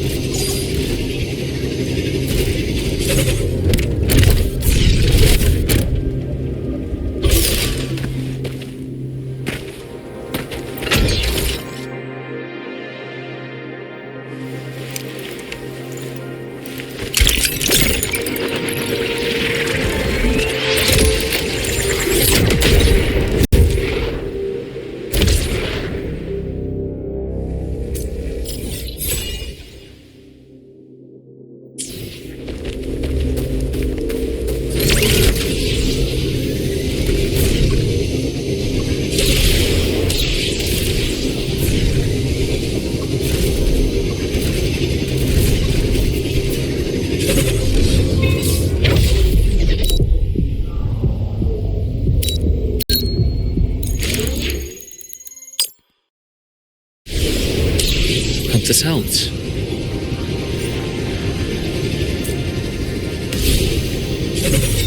Have you been watching over Dinia here? Yes. After I sensed the Thenodian's breach, I sent my Shiratori to trace it. That led me here, to her, in the Dima Plains. She remains under the Fraxidus' sway, but her actions just now betray her own will. She always hid in the void storms. I have no wish to harm her, so I did not find the right moment to intervene.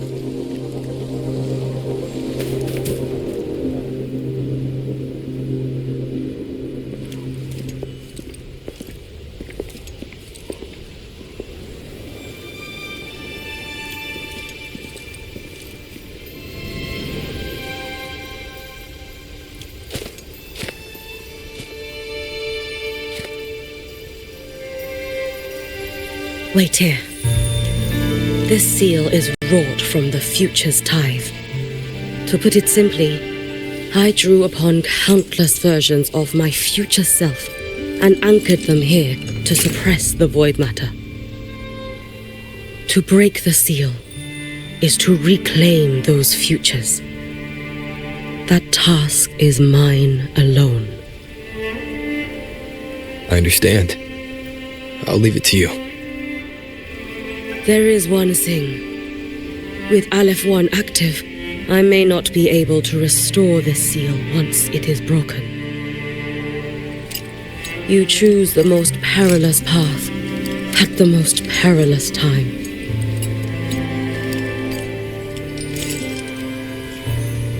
I know your strength. I know your history of victory.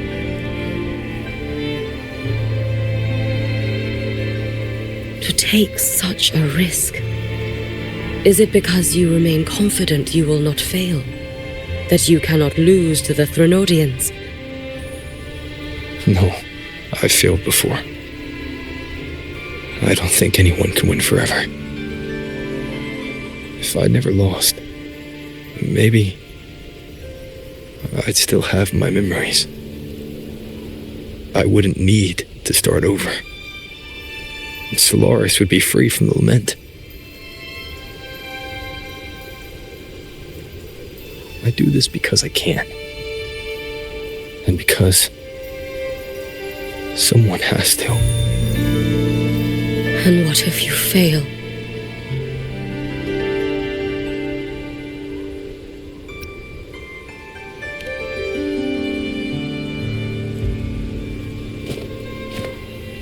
I meant, what becomes of you? Maybe I'll be lost to void space. Maybe I'll find a way to turn the tide. I can't know right now. But if I don't try, there's no way I'll ever know.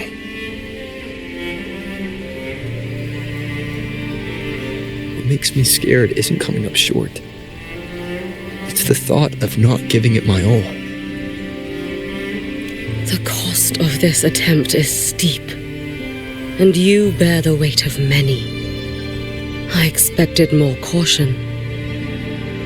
To fail even once against a Threnodian is to invite apocalypse. Even knowing this, you would still go. Hyugi, Lucilla told me you fought a Threnodian in Ashina for a long time. I don't know how you did it, but I can only imagine what it took to hold the line in a place already so destroyed. So, I'll ask you. Did you fight in Ashina because you were certain you would win? No, I was not. I never was. Then you understand why I'm doing this. You would make the same choice in my place. I see. I will attend to the seal of Flaming Sakura. It will not take long.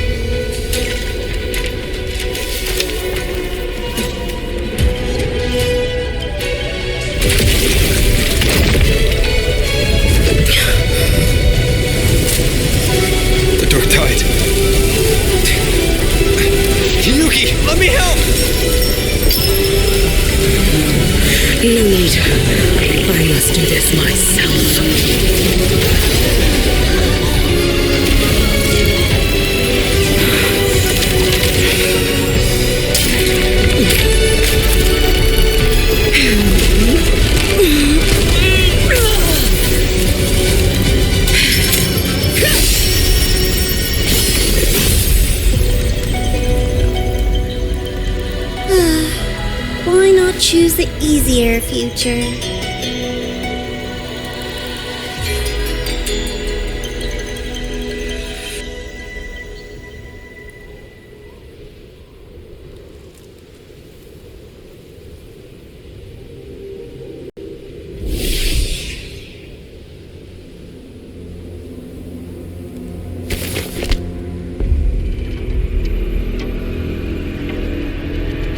The girl.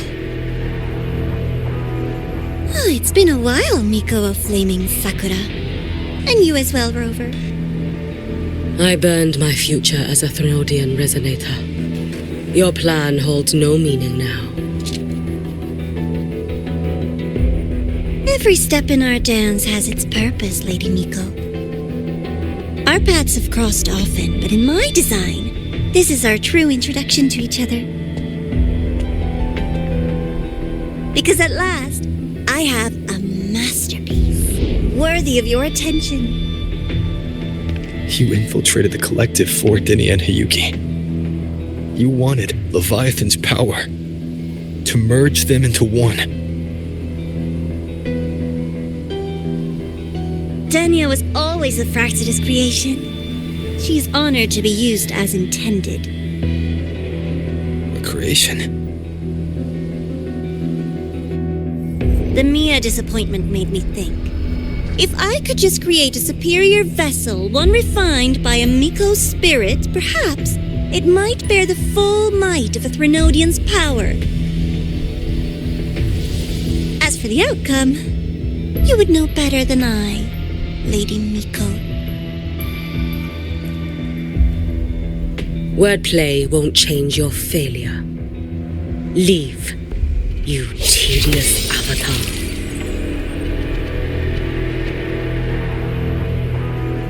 Failure?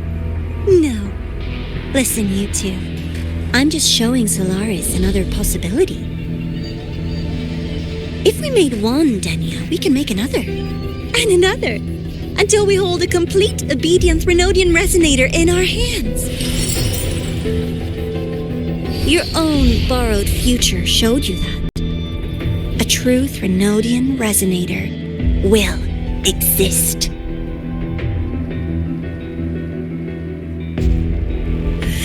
Help! Help me! All that desperate running on the wheel and you still came up short. I'll have to throw you away.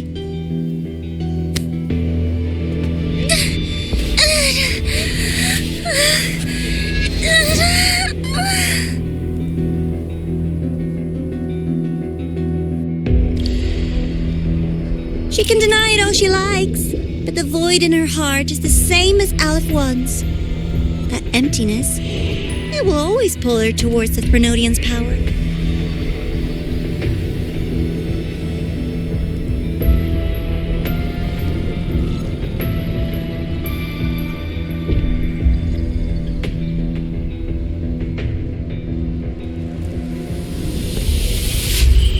Chase her if you must. You do so love playing the savior, Rover. As for this avatar, I'll spare you the trouble.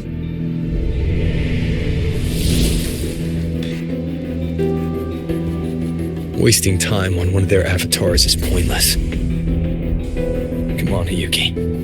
The seal is open. We have a job to do. Denia needs us.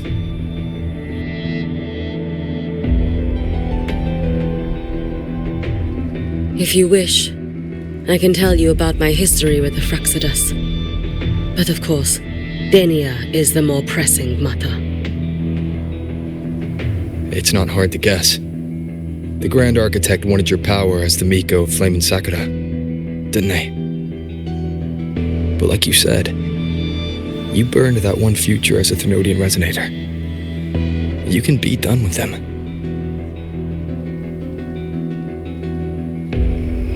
Right now, Denia's state is what worries me. I fear that child may already be.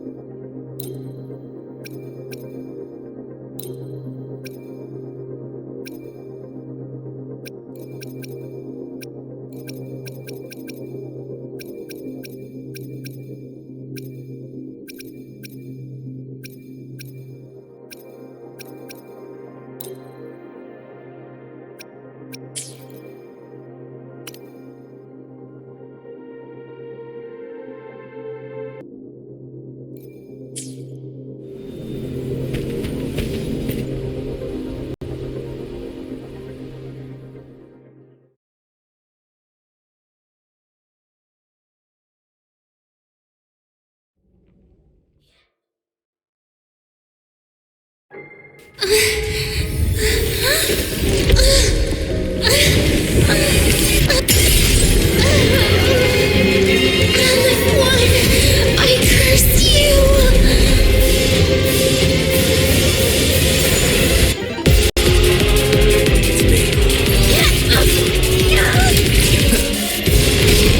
Hopefully this helps. The Space Trek Collective. All this running around for nothing. None of the extracts. No chance. Too late to escape. Take your final dive into Nalaka.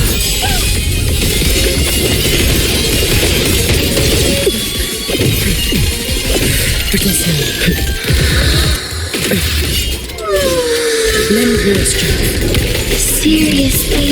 Just call it quits. Worry nothing. Fading blue. You've prepared for this, have you not? Dissipate. Just stop! There's still time! It's been so long. Why won't you? Still refusing to turn back!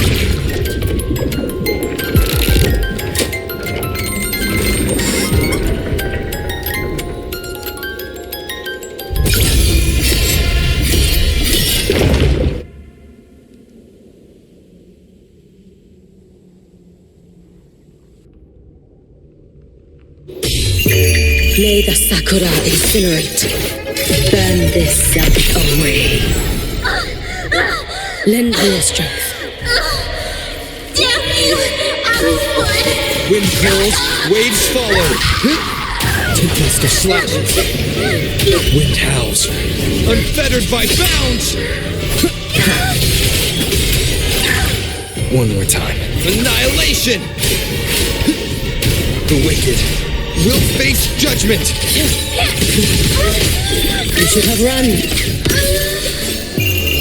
A life as fleeting as the first snow. Lend me your strength. Because fading wind. Gone.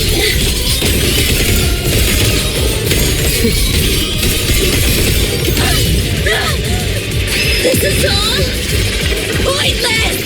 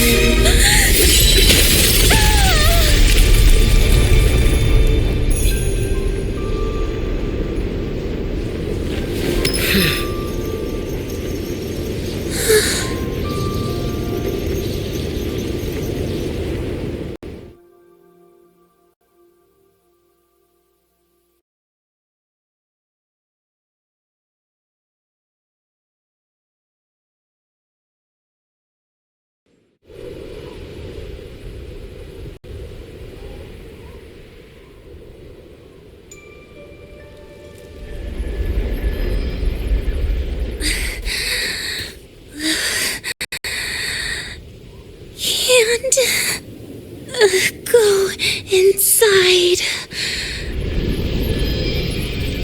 Rest now.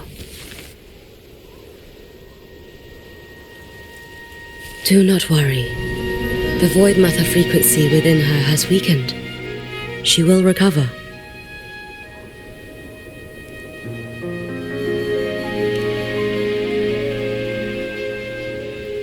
Forgive me, but I believe waiting for the void matter to spread would take too long. This will be faster. Allow me to handle this. There is not much time left in your deadline with Mr. Chase.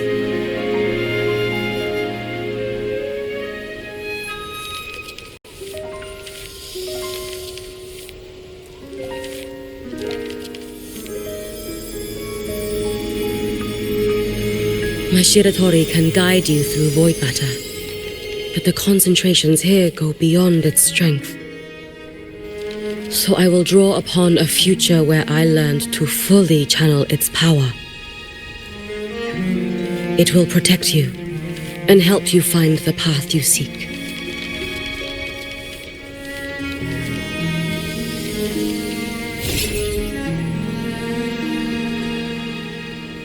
The rest is yours to face. Thank you, Yuki.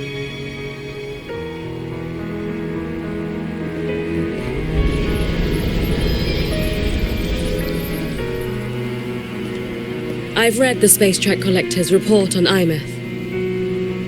She wrote that her intention is saving the world. Lucilla said you are her family. I suppose you must be the reason she held that vision.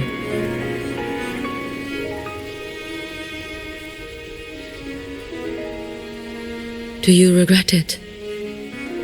Leading her to the Savior's path, to a life of pain and struggle. One must walk this path alone in order to protect.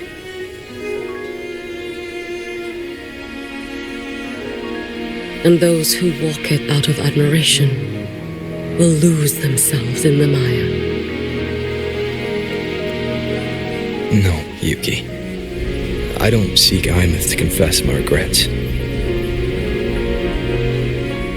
I want to find her, so I can tell her. I hope to make you proud. I hope I haven't let you down. I've always been proud of her. She chose to walk this path with me. So, I know I'm not alone. Should I ever fail, I know there will be someone who'll continue to protect Solaris. With your extraordinary strength, that is indeed possible. But for those who are too weak to save others, there is only futility waiting at the end. As I learned when I failed to save Ashinohara.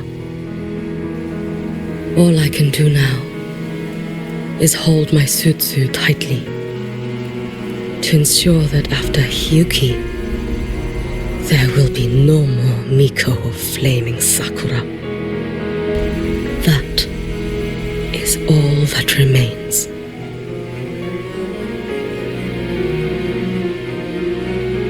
From the High Roy to the distant lands of Jinzhou and Rinasida, people rise up to fight the Drenodians.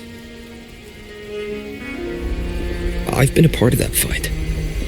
But to pretend I'm the only reason they're standing, that everything fails if I do, that's arrogance. It's an insult to everyone else choosing to stand their ground.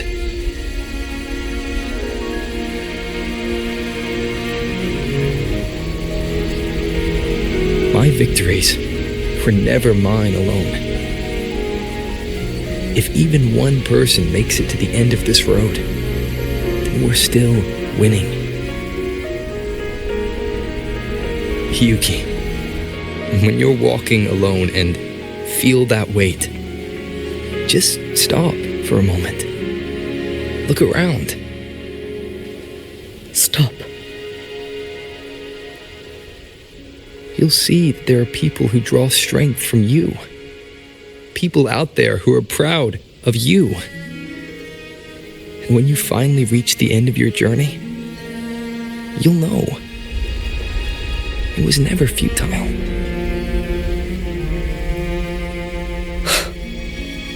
How enviably brilliant.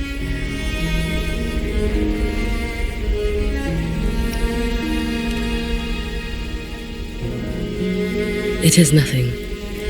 I will tell you when you return. All right. I'll be back soon. I will hold the line here until Duskvale initiates. I will wait for you. Together. With everyone.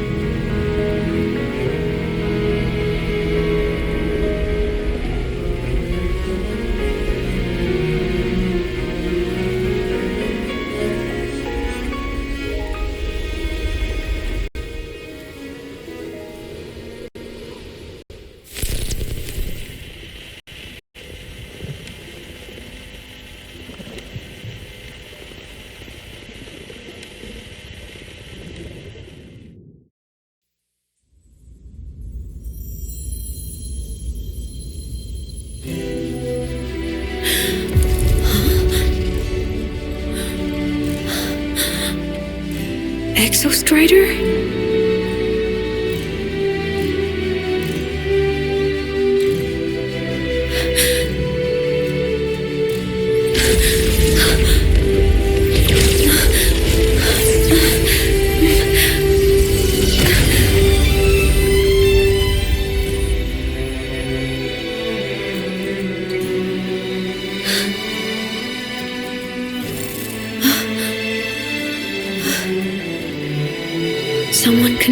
why void matter? Come here. The Exostrider's power is nearly spent, but I'll do my best to protect you.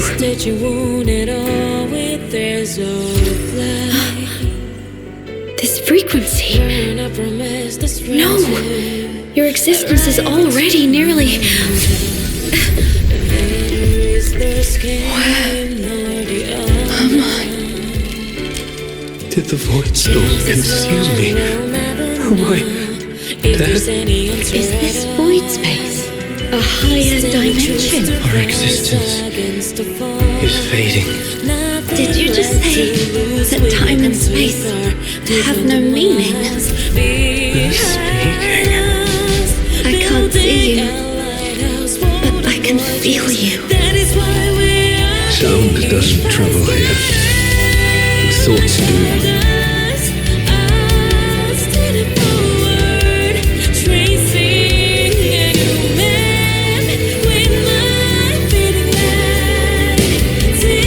The Exostrider? Why is the Exostrider here? What happened? The light. What should we do?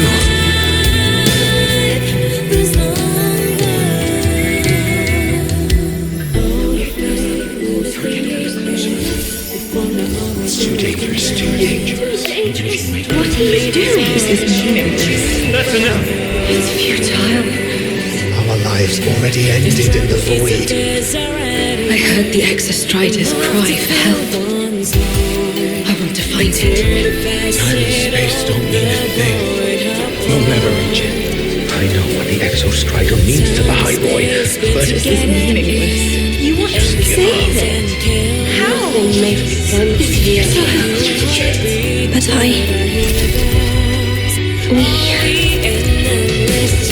We made it to the stars to reach for the unknown, didn't we?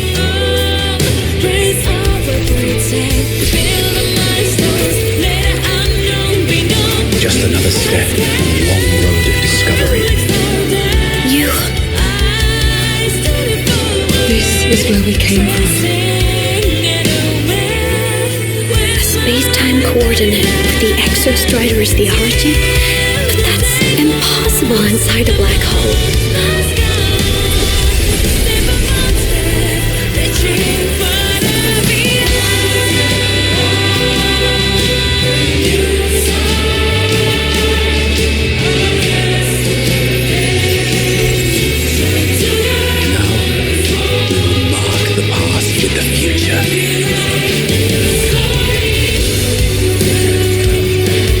Thank you. You charted the unknown with your lies. I'll make sure it's not in vain.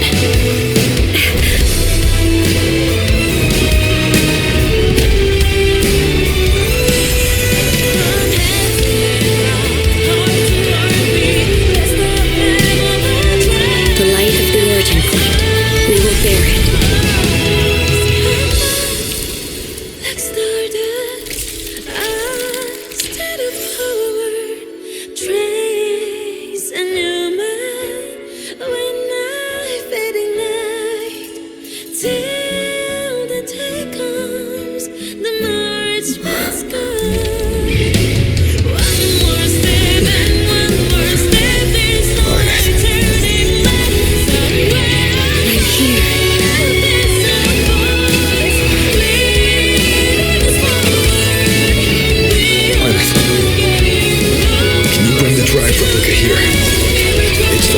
Built for the Exostrider.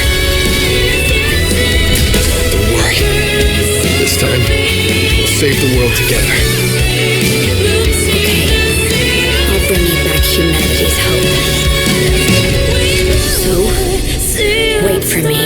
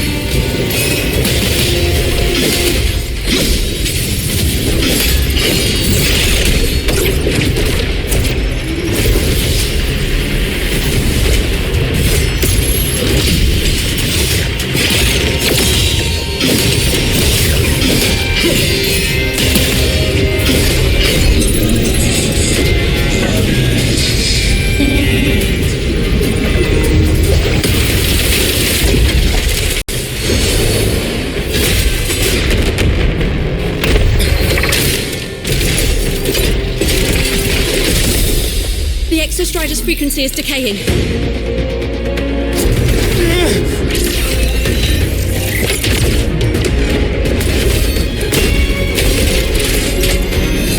It's reading us back to flatline. Status on the drive replica. Almost ready. We just need the calibration data now.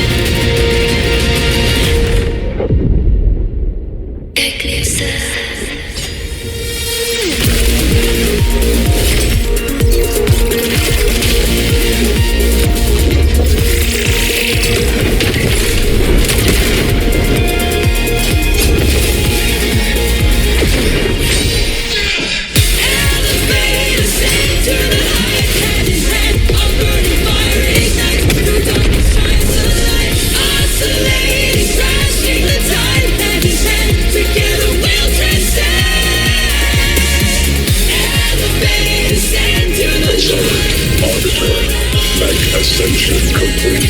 Systems at peak. Ready to re-engage enemy. Exostrider, you're awake. Assessment. A human heart is now operational within me. I can now speak with their voice. In Frostlands, where civilization should not have taken root, a collective was born, a will to explore what lies beyond. They have chosen me.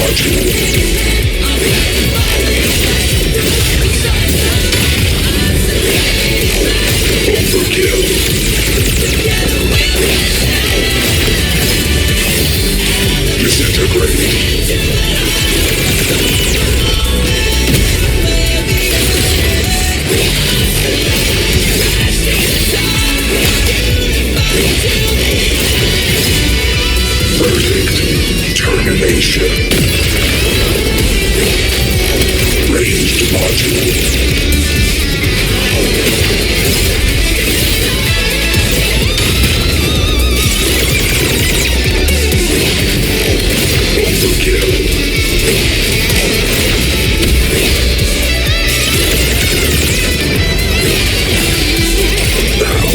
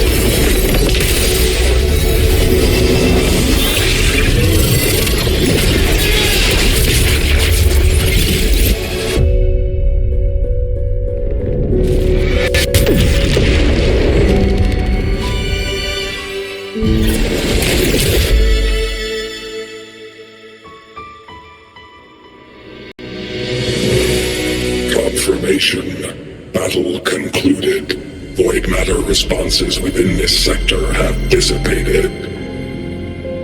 But Threnodian LF-1 wasn't destroyed. Analysis. Resonator Imuth. Under current parameters, the permanent termination of Aleph-1 is impossible.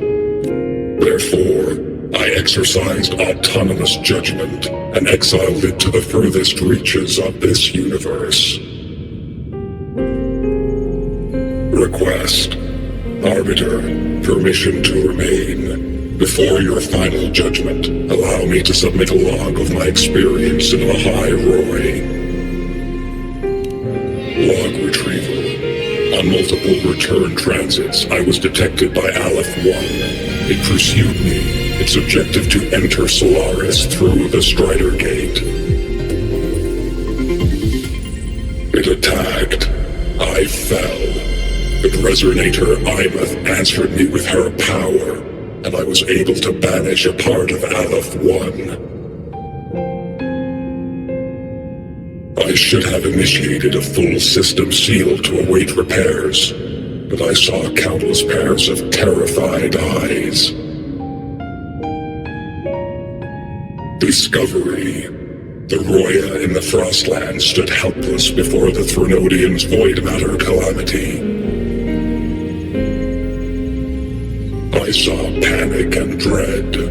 Following the protocols shared with the Sentinels, I extracted my reactor drive and encased it deep within the ice.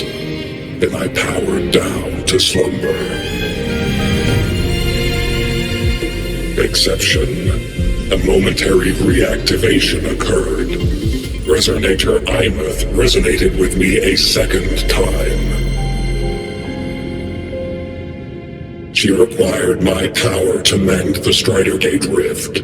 I complied. That was when I became a digital ghost. But was that the second time we resonated? Or the first? Initial assessment. Upon reactivation, standard procedure was to request your retreat. Direct engagement with Aleph-1 was a tactical irrationality. But the human heart granted me a voice. The will of this civilization gave me the strength to stand with you. Component analysis. This drive replica forged by humans is crude and fragile compared to my original drive. I can feel each one of its pulse cycles, violent, eroding itself with every beat. The shrill, grating friction of wear. This is the first time I have ever heard myself. A heartbeat bestowed upon me by them. With this heart installed, I have acquired capabilities previously undocumented outside the Sentinel Mech series. Projection. Given Threnodian Aleph-1's abilities, we must assume it retains the capacity to return. Once the Strider Gate is fully sealed, I will remain on this side as its guardian. I will bar its re-entry into Solaris. Request. Arbiter, I was born from humanity's hope. Please permit me to remain here and protect them until this heart ceases to beat. Query. Resonator Imuth, are you willing to accept a portion of my power? When I first arrived in La High Roy, your assistance allowed me to seal the Threnodian beyond the Strider Gate. Your current state is a consequence for which I bear responsibility. While I slumbered, you safeguarded La High Roy in my stead. Now, the death that once drew near has been severed. Henceforth, your companion will be an enduring life. Summary. I am experiencing the state defined as guilt. Oh, Exostrider, you're really wearing your heart on your sleeve, aren't you? But hey, I chose this path myself. Made my peace where it ends a long time ago. As for your question, this savior's got a career to uphold. Gotta level up if I'm gonna keep kicking bad guy butt, right? So your power? Hell yeah, I'll take it. Authorization. Resonator Imouth's agreement confirmed. Synchronization limit removed. Commencing resonance. Suggestion. Don't you dare feel guilty. Thank you for living up to my hopes. So, let's make our goodbye a happy one, okay? Detection. Arbiter, you have brought your cassette. Proposal. Please allow me to take it. I wish to burn a frequency onto the tape for you to return to Lahai Roy. Briefing. While traversing the stars at high velocity, my trajectory once intersected with a slow-moving probe. Its hull was marked with Solaris script. Its launch date is estimated to have occurred a long time ago. I intercepted and recorded the signal it has been continuously transmitting to Solaris. Its name is the Far Watcher. Objective. I wish to offer this recording as a gift to the people of Lahai Roy. Status. Strider Gate closure imminent. Preparing to return the Arbiter and Resonator to Lahai Roy. Query. One last thing, Arbiter. Will you permit me to alter my designation to bear the name Lahai Roy?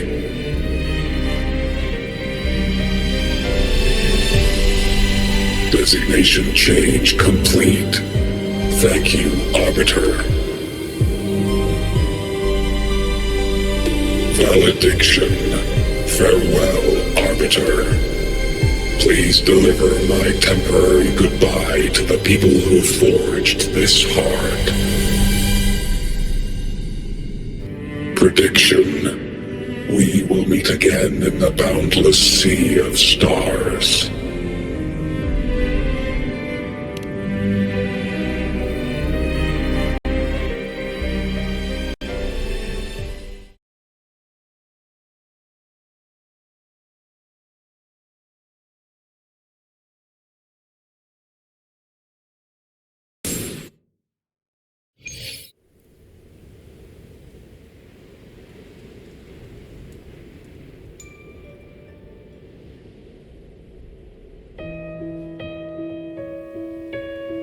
It's been so long since I last saw Solaris. Feels weirdly nostalgic. Now that Aleph 1's been kicked to the cosmic curb, Lahai Roy can finally breathe easy. I was gonna say we saved the world this time, but honestly, it was the explorers who fell into the void matter. They're the ones who mapped that data on me and the Exostrider inside the Threnodian's black hole. All I did was burn their findings onto a cassette for you. And it was the people of Lahai Roy who decoded the cassette and forged the drive replica. That's what let the Exostrider finally cast the Threnodian out. So, this wasn't a story about heroes saving the world. It was the world saving its heroes, right? Yes. And now, we're home.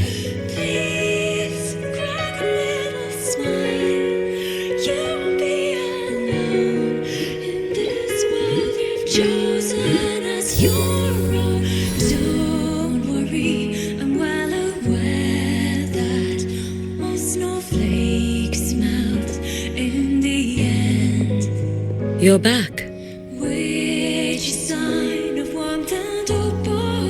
Yeah, I'm back now. I flamboyantly into that good night.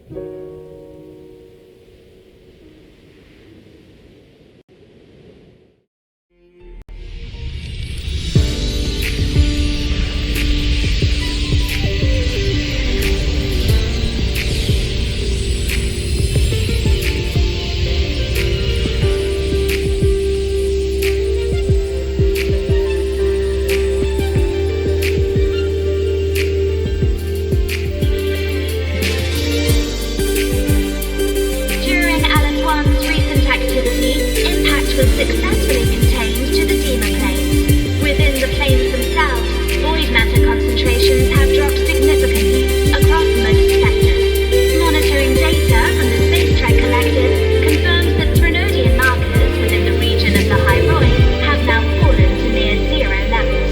Exostrider activity has fully ceased. However, related research into its technology will continue. Night units deployed by Startorch Academy have successfully neutralized all anomalous constructs activated by the Threnodian across the High Roy. The experience gained through this mission will carry forward. In Beata Woods, the area closest to the Threnodian's attempted breach, partial structural damage has been confirmed. Overall, the situation remains well within control. As void matter levels continue to drop, the Roya will regain access to a broader and more stable range of territory.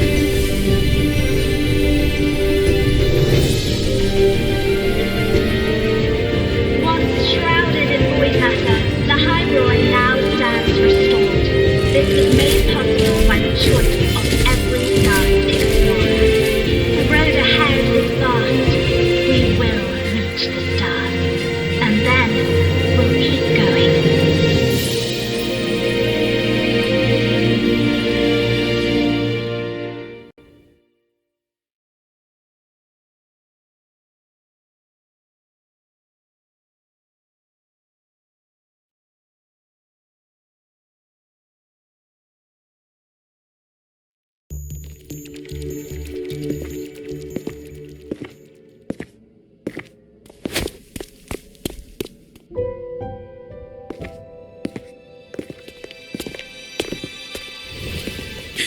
You made it!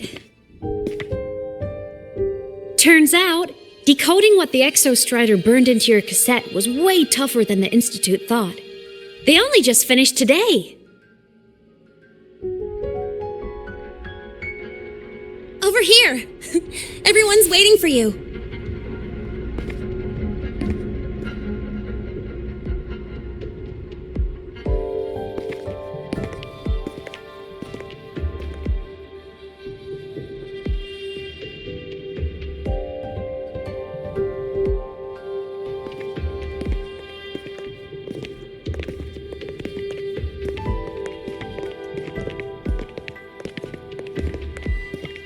What could it possibly be?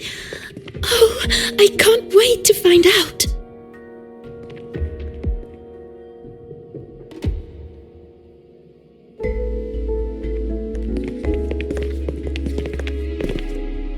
The Far Watcher. I have to admit, I was genuinely surprised when you handed me this tape and said that name.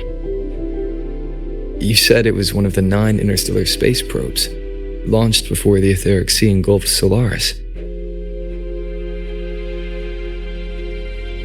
Correct. The 9 stars on the Space Trek Collective's emblem represent those probes. Ever since then, Solaris never received another signal from them. Not a single one. Until today. Professor Mornier, you may begin playback.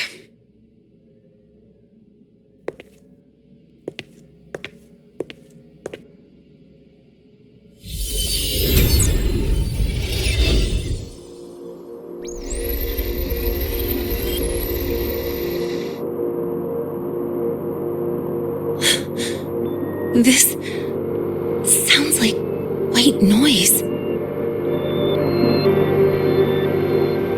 Judging by the cassette's data, they're sounds the Far Watcher recorded while drifting through different galaxies.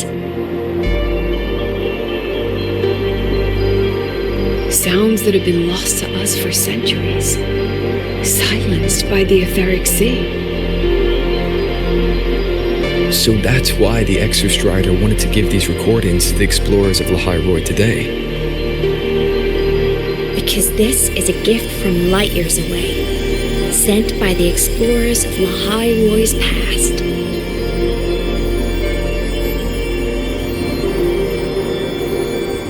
Echoes from the sea of stars.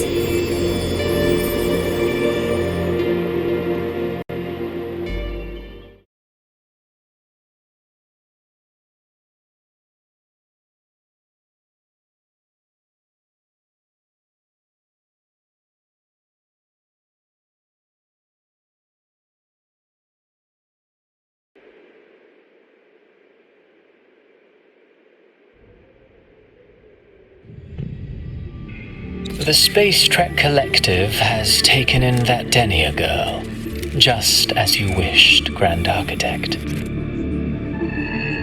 Good. Just let them care for the little doll for now.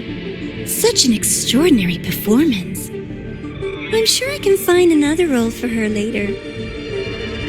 All retrieved data has been processed, awaiting review at your leisure. May I ask what you plan to do next?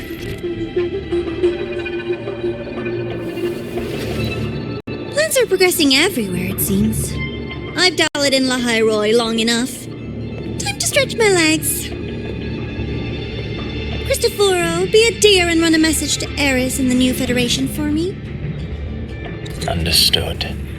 Though I suspect the Vice Architect will begrudge once more your sending me to disturb their precious quiet.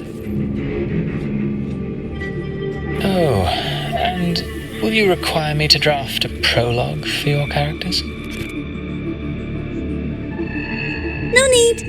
I'll pay for Lova a visit myself first. That will be all for now. This body tires so easily. Remember to give her a silent ending. Grand Architect, with this phase of verification complete and full production proceeding, do we still have use for that Miko? That won't be necessary. Her future as a Threnodian resonator has been taken. She no longer requires our attention. Besides, she's failed one too many times, drawn one too many futures from herself, and she still insists on walking the path of saving Ashinahara alone with no intention of stopping. Every step she takes only deepens that obsession. After countless cycles of failure, she too will be reduced to ashes by her own vow, just like her sister. That reminds me. Zashiki Warashi has brought us some rather interesting news.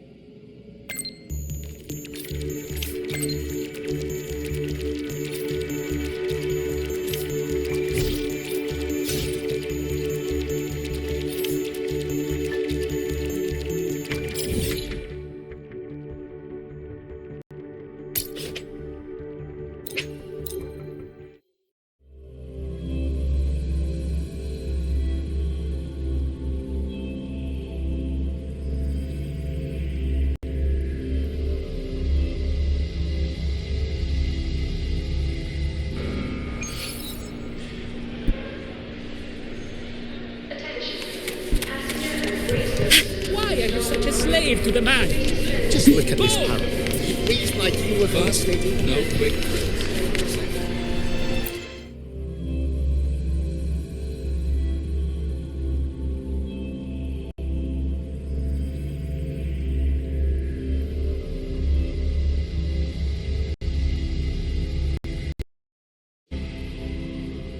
Hyokuro must be just ahead. This was Honami's last rite of purging. All is settled. Only one final thing remains. I have truly kept you waiting for too long, Hyokuro.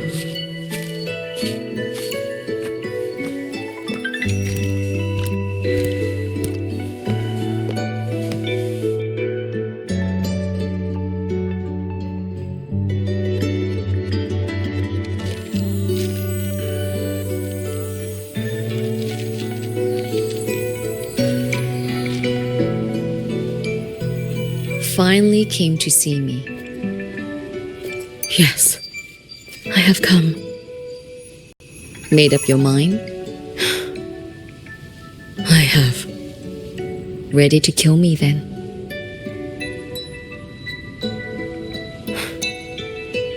Yes. Oh, has my little Hiyuki grown so confident that she can best me without even drawing her blade? Now, don't forget who taught the Miko of Eternal Flaming Sakura. Can't show a little respect to your elder? You call what you did to me teaching, Hyokuro?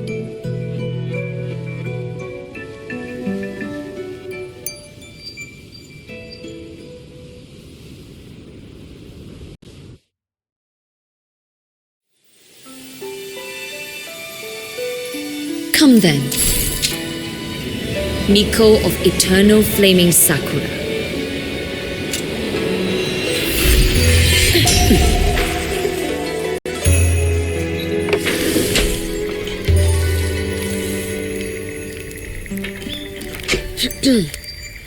Calm yourself. A restless heart makes for unsteady hands. But I do not wish to learn this. Then what do you wish to learn?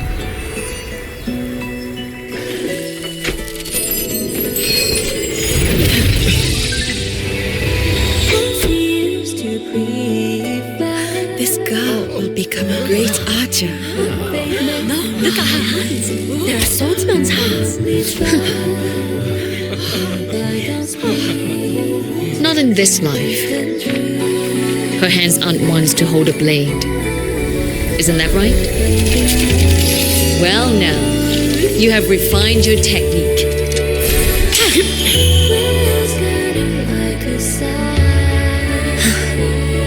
Hiyuki, do not let the Sutsu bind your fate. Go seek a future of your own.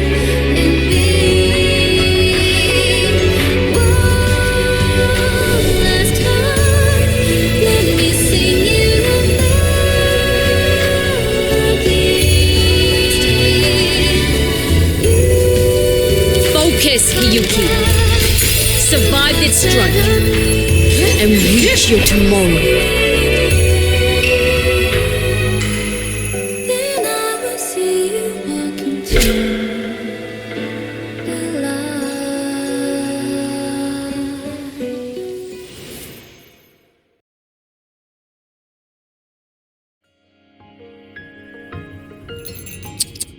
You have mastered many skills from others, but have yet to master the blade work of your own flaming Sakura clan.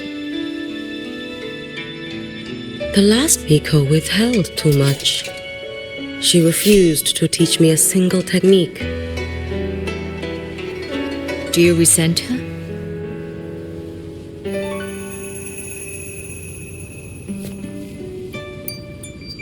I do.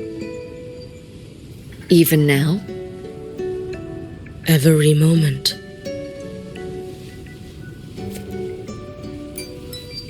I resent that she did not step down long ago.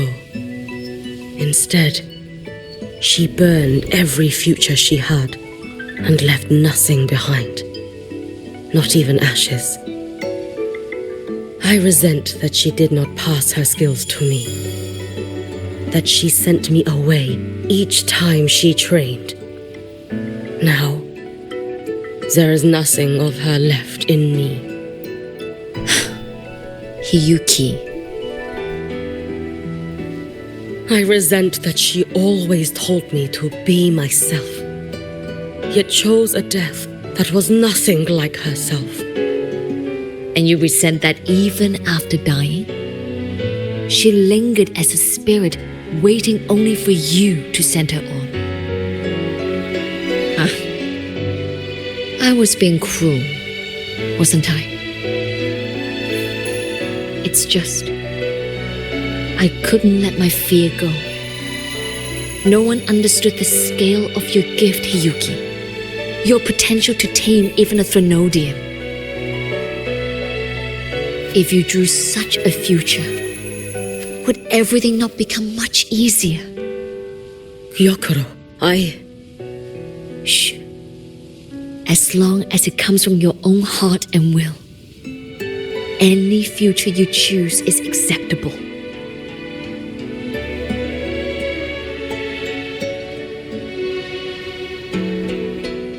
But if our little Hiyuki truly became a Threnodian resonator, well, I'd have no choice but to follow family law and send us both on our way. I have already burned that future. I accepted the Sutsu of my own will. I chose to become the Miko of Flaming Sakura. I know why you refused to teach me your swordsmanship. You never wanted there to be another Miko after you.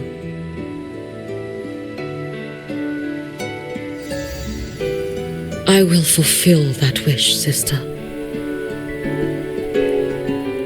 After Hiyuki, there will be no more Mikos of Flaming Sakura. The Miko of Eternal Flaming Sakura. That is a heavy title to bear. It is. The future ahead is long. Very, very long. I know. Through the Sutsu, we draw strength from countless possible futures. But each time you do, you see yourself draw closer to Miko's destined end.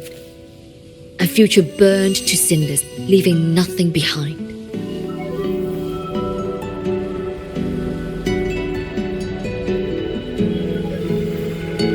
Yes. And before that destined end arrives, I will find a way to drive back the Threnodian, so that Gyokuro may simply be Gyokuro, so that Hiyuki may simply be Hiyuki, so that Ashinohara will no longer need a Miko of Flaming Sakura. You have grown up, a little Hiyuki.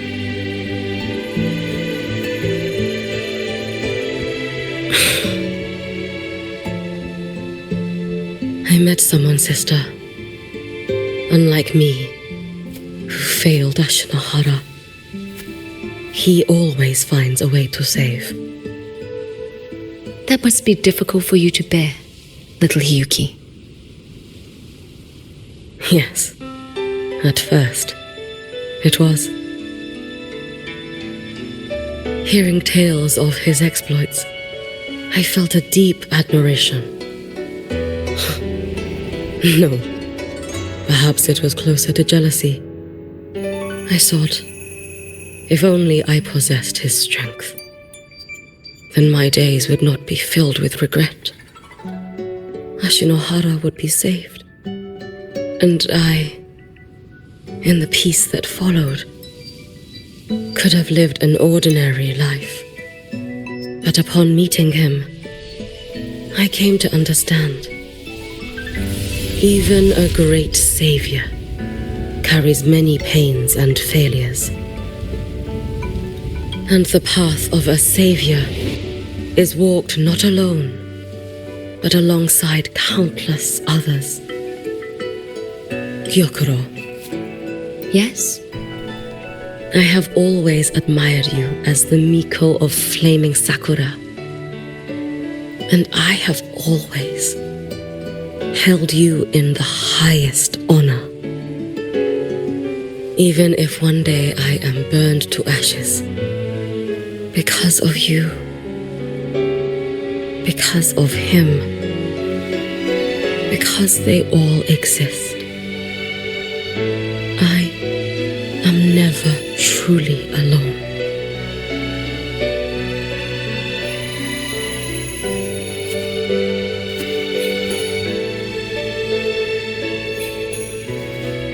I take great pride in you too.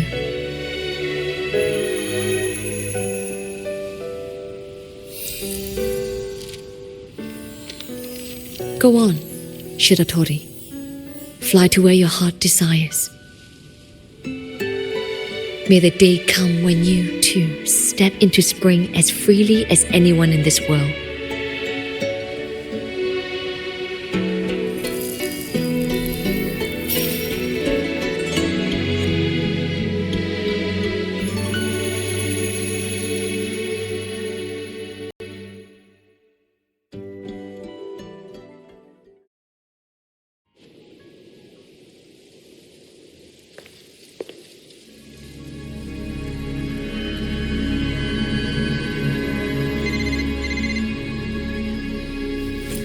Greetings, Miko Flaming Sakura.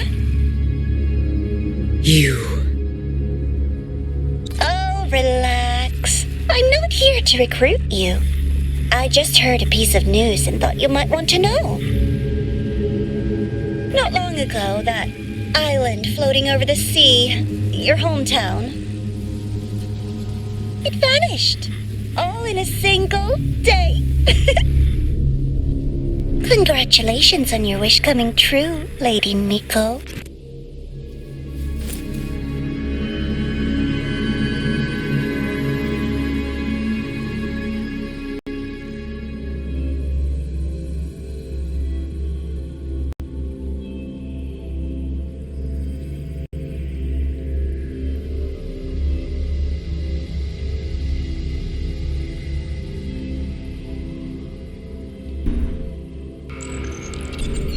So, about your paper.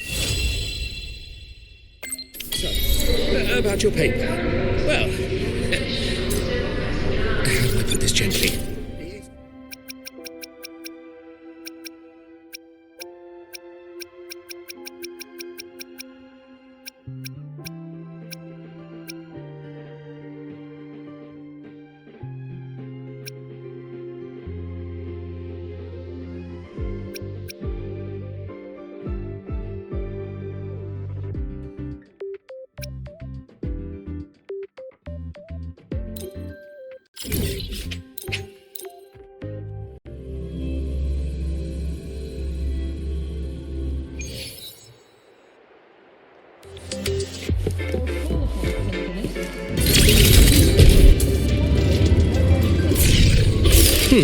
Refreshing.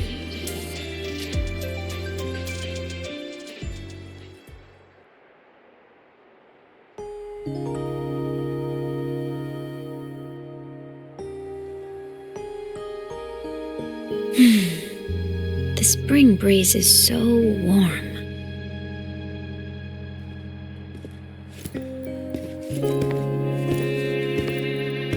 So, how have you been feeling these last few days?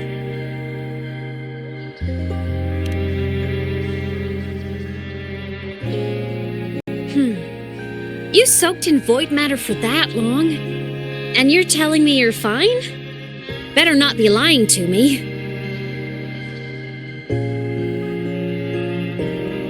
Just thinking about what you risked.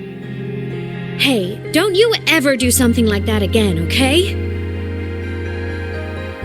I could say the same to you, Imeth. You think what you did before was any less risky? Never coming back isn't exactly my idea of a happy ending.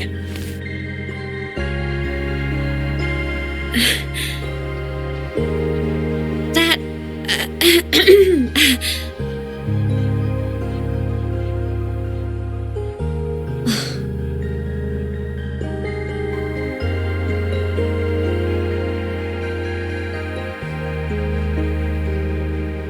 Okay. I'm sorry, all right? Back then, I didn't have a choice. You know how it is. Sometimes there are things you just have to do.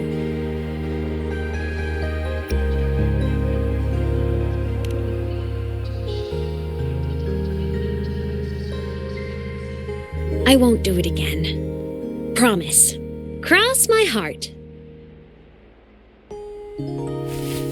Besides, look at us now. We're both okay. And Lahai Roy's safe. That's a pretty happy ending, right? The Savior and the world. Saving each other at last. A tale for the ages.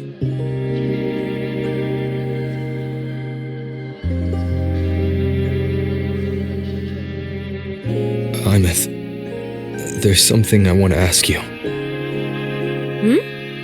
What is it? After you were sealed beyond the Strider Gate, how long were you out there? Alone? You've been dodging this, but I don't want you to keep choosing to handle this on your own.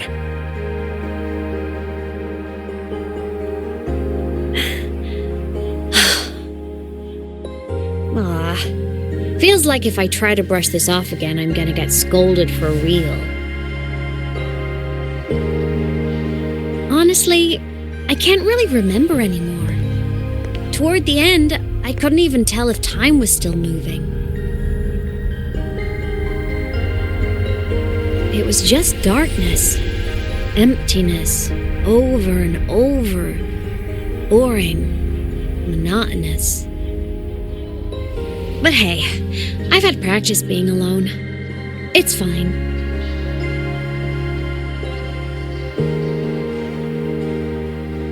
The ones who faded into nothing, they were with me, you know? In all that dark, the light of every explorer who came before never stopped shining. Knowing I was protecting the place they came from made it hurt a little less. When I had the origin point and saw you, the gravity pulled me back and I couldn't go with you. That stung. But the moment I saw you, that made me so happy.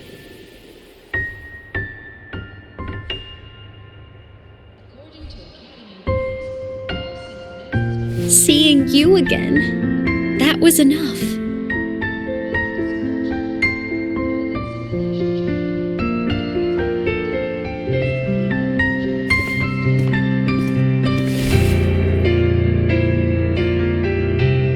Me too, Imeth.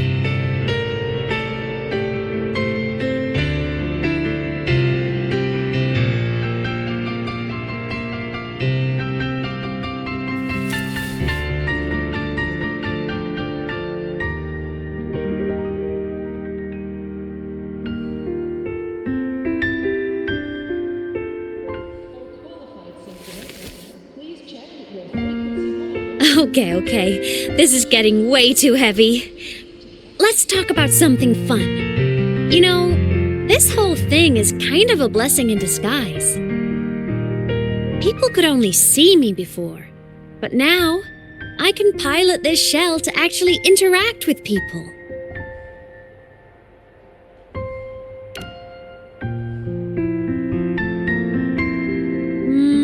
Kinda like being in my mech form? I mean, I did die. Having a shell doesn't mean I'm alive again.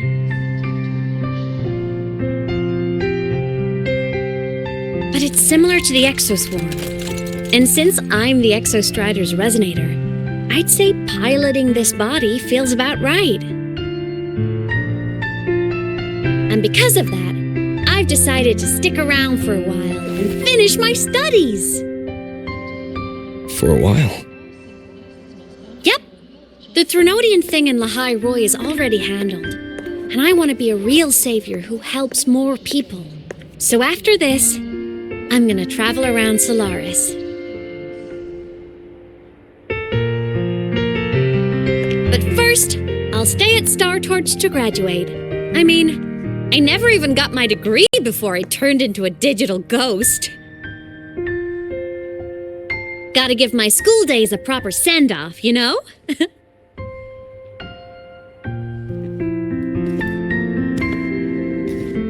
Aymet, Yeah? even if it isn't a happy, carefree life, if it's the one you choose, I'll be proud of you. So go follow your heart, Aymet. I'll always be right here.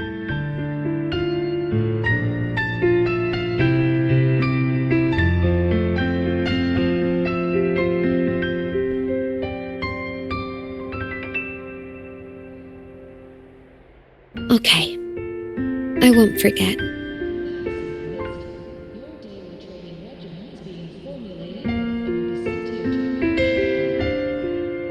But before all that, walk with me? Just us and the spring breeze.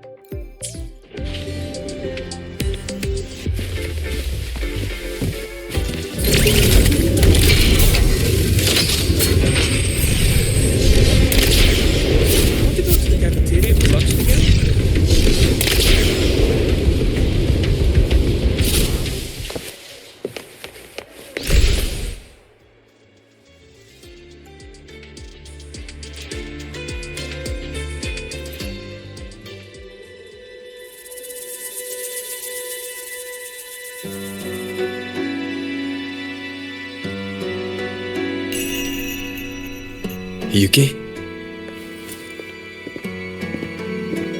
Lucilla just left. There are still matters at the Academy regarding your identity that needed handling. She had wanted to discuss the Collective's next steps with you. They've buried the Exostrider's disappearance with an official story. But as for who activated it, they want to keep it a secret.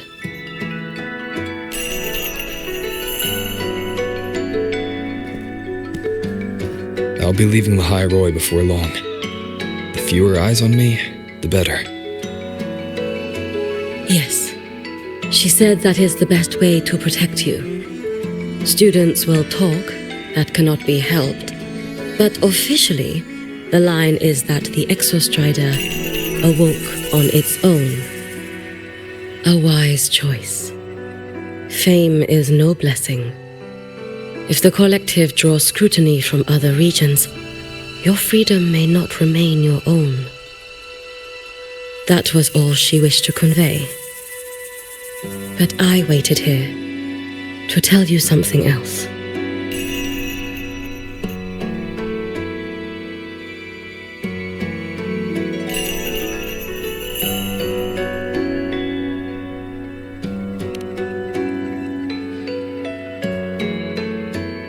Do not worry over me. As for Ashinohara, Lucilla will assist with the investigation. Once matters here are settled, I will return. But you must be careful. The Fraxidus seem to track your every move.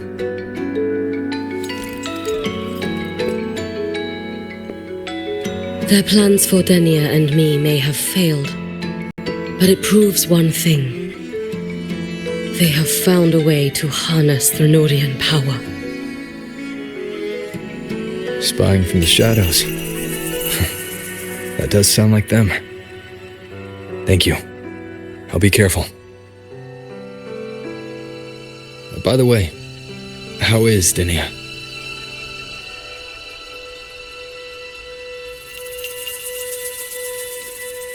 She is still undergoing treatment and remains unstable.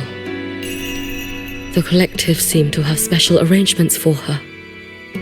I wish to visit, but Lucilla said, I am the one person who cannot.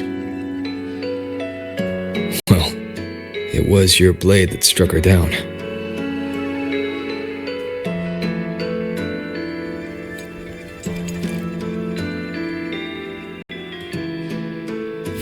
In that strike, I used the frequency you left within her.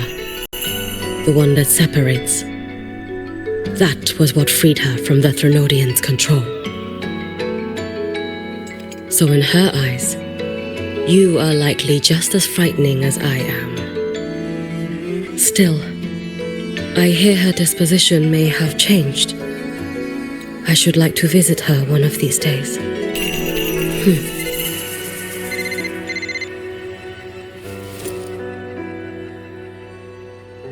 Lucilla has more reports for me.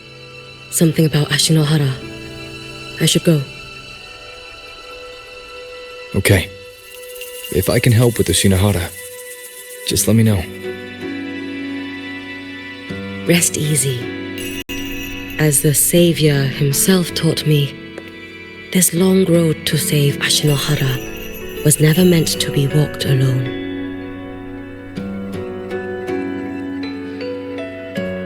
Go on.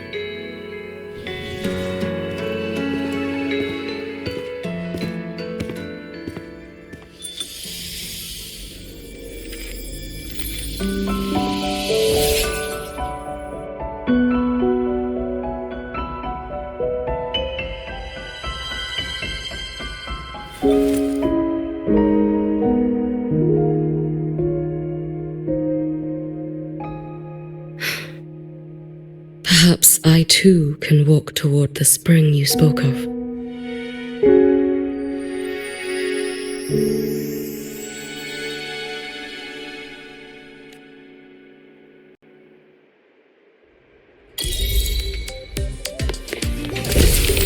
Roving among the stars.